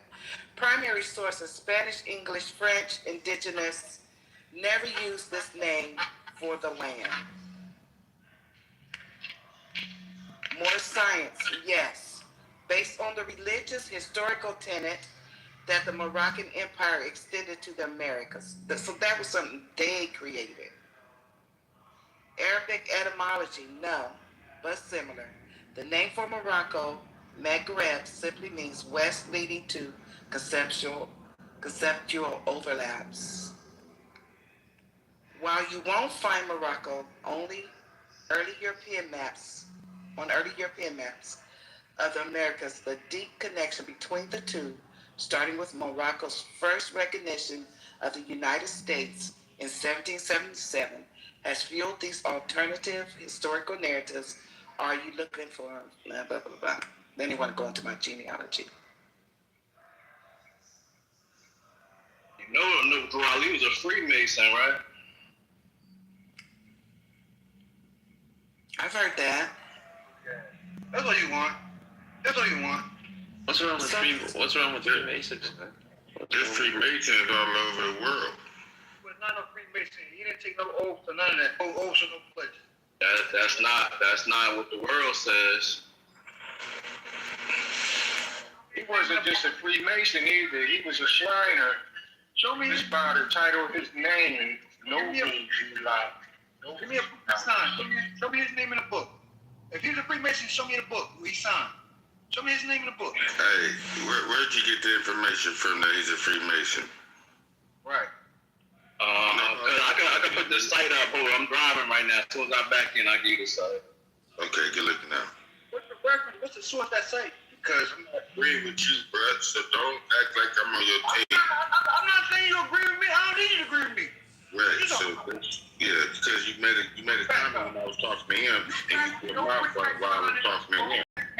Slap on a booty ass. Johnston in Paris and John Adams in London.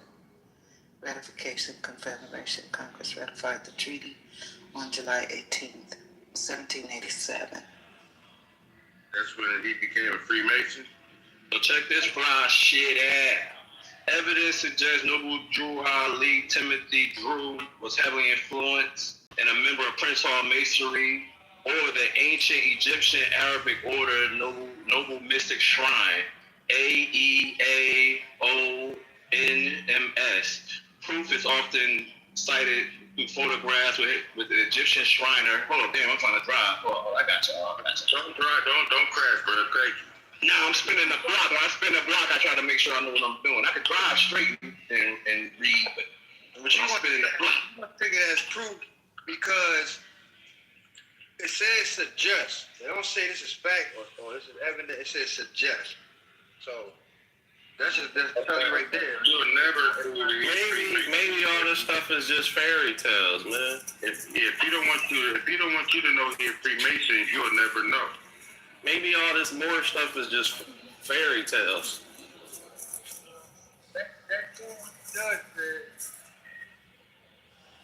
Well, I do. It does say that the treaty, the treaty of peace and friendship, that's real. That was with the actual Morocco over in North Africa. And what the Supreme Court said. That wasn't no fucking negotiation. These niggas was so dumb. They was trying to say that Morocco was in America, acknowledging America from America instead of overseas. What? That don't even sound right. Exactly. That's how y'all niggas sound stupid. Morocco acknowledged America and allowed America to put their fucking ships in their goddamn port over there in North America, dum-dum. Yeah. And wasn't no Morocco at that time. It wasn't no Morocco at that time? No. Then how did Morocco acknowledge America, stupid? Because Morocco means the nation of the extreme west. He just told you this stuff, but you don't understand stupid context because you can't read. Oh, give us a timeline then.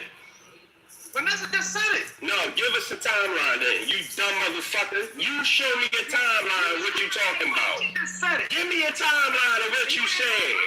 Give me a timeline of this history, you bitch ass, lying ass nigga. Because you ain't listening to Vanessa. You stupid. You can't speak for yourself. You can't say it for yourself, nigga. Give me the timeline then. Exactly. Crickets every time. You ain't got no information. You don't know how to work. Give me the fucking timeline then. You bleeding on stairs, nigga. Tender dick ass. We can't give you no timeline or none of that shit he talking about. Hey, Uncle, I dropped the link for you. This is it's a Chicago, University of Chicago Press.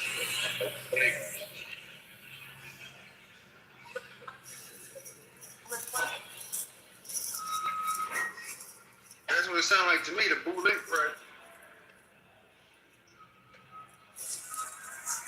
I'm about the Chicago press. Bootleg press? You don't got no fucking information. So I knew, you know that nigga was a circus performer, right? You know he performed at the circus. Who? Nigga with Drew Ali performed at the circus in Europe. That's why he must have got a little bit of knowledge that came over here. I'm dead serious, Vanessa. This nigga leader is a circus act. That's crazy, right? Y'all mad because y'all He was a fucking circus act. I'm mad because you're busy over taking it up the ass. What is he, a fucking clown? Was he a clown? Was he a fucking clown? You're doing everything. You mean to tell me Noble Drew Ali was a circus clown? Y'all ain't know that from a He was a fucking circus clown? I think I did see a picture with him with a big old raised nose with that fucking hat on. Oh, my side hurt. You been bleeding all motherfucking morning, nigga. It's noon, bro. You know how you go to the carnival and that shit with the little thing on his head, it give you a little psychic thing? Probably the little psychic teller. Probably was a mystic or some shit. You know the sad part about it? Y'all still don't know who the fuck that is. Hey, yo, my name Rick, my nigga. Your name Rick. Rick, you don't even own your You know what the word Rick mean? Rick mean collar, you know that? Oh, shit. You don't own your fucking name. How about that? You don't know. Yeah, Rick is my name. I took my authority. That's my universal name, Rick Star. I created that name. You didn't know that? And his pen is legit. That shit got a trademark on it. It's like, nah, it's an ugly ass nigga on Facebook and Instagram named Rick Star. I'm gonna fuck that nigga up in real life if I ever see that nigga too. He a cocky nigga too. You better not take your name. Yeah, that nigga took my name, some cocky ass nigga. Oh my gosh, crazy. You don't own nothing. You don't own your name. Why you mad at us, brother? I ain't trusting no nigga getting food stamps. I'm just telling you, I know y'all don't own your name. You know what Drew Ali put Fard Ali on game, right? Who Fard Ali? That's how I know. You know Wallet, you know that nigga? Fard. I ain't listening to that. My game in North New Jersey. I ain't listening to no nigga getting food stamps. I'm screaming. You out here asking the white people for help, brother? Because you gotta tell them I need help. I'm hungry. I can't afford to feed myself. That nigga talking about he's sovereign getting food stamps. How you sovereign getting food stamps, nigga? Give them niggas all your information, so your financial shit. Help me. Nigga talking about he's sovereign getting food stamps. Fuck out of here. You got the food stamps. You have to tell the state that you cannot afford to feed yourself because you purchased it. This nigga talking about he's sovereign and can't fucking feed himself. Yeah, you bleed, nigga. Bleed. That don't sound like he autonomous to me. You sound like... That don't sound like no autonomous American to me. They think they're getting their reparations when they steal from the That state. nigga he get reparations when he get them food stamps, nigga. Getting over on the government. Get our shit back. The government don't pay that shit. Anybody pay that shit. Anybody getting food stamps. Anybody getting food stamps already getting reparations, nigga.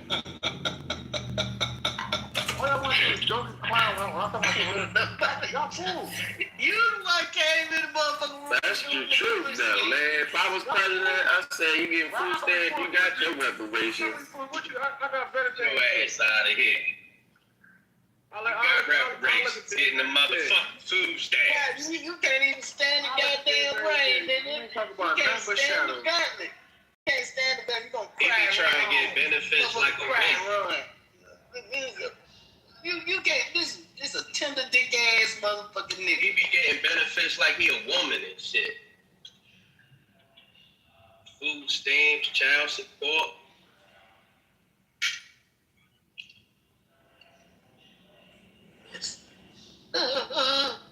Damn, that made cuz leave.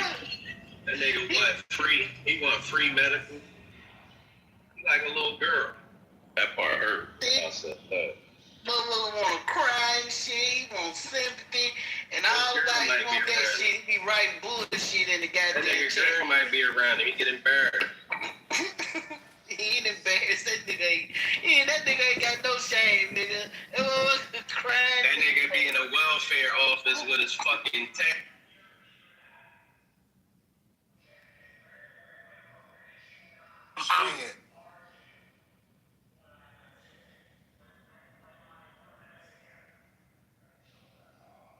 What I was in the middle of explaining. So when it up? Speed it up. Can I speed up? Yeah, well, I'm having to repeat myself because I mean it seems like there are some people who are deliberately trying to mischaracterize and misunderstand. I don't want the government to take over any aspects of the private sector. That would be ideal. If the government has a role to play in defending this country at a national level, which it does, then there is an argument to be made. Marshall, there is an argument to be made to have the government play some kind of role in helping industries. That's what I'm doing. The government has a role to play in defending the country through the military. The industries that are directly connected to national defense are vulnerable in weakening our capacity as a country to defend ourselves. So there is an argument to be made, and there are good and less good ways to make that, to maintain that capability to defend ourselves. Okay, you still haven't told me why the government needs to take an ownership stake. National security isn't an answer. Okay, well, I mean, that's a rabbit hole. I thought it'd be self-evident. No, it's an integral part of the argument. A socialist takeover or the company fail? Are you okay? If a company like Boeing or Lockheed or Northrop Grumman or Raytheon or Intel or some other national defense contractor goes under... Intel's a national defense contractor?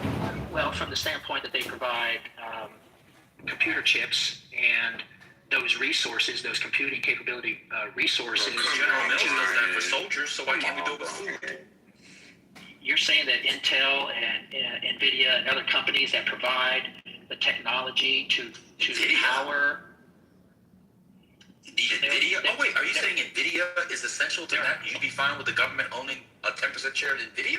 I'm saying there are companies in the tech sector that power and supply the advanced weaponry that we use. What about feeding soldiers and clothing them? Is that important?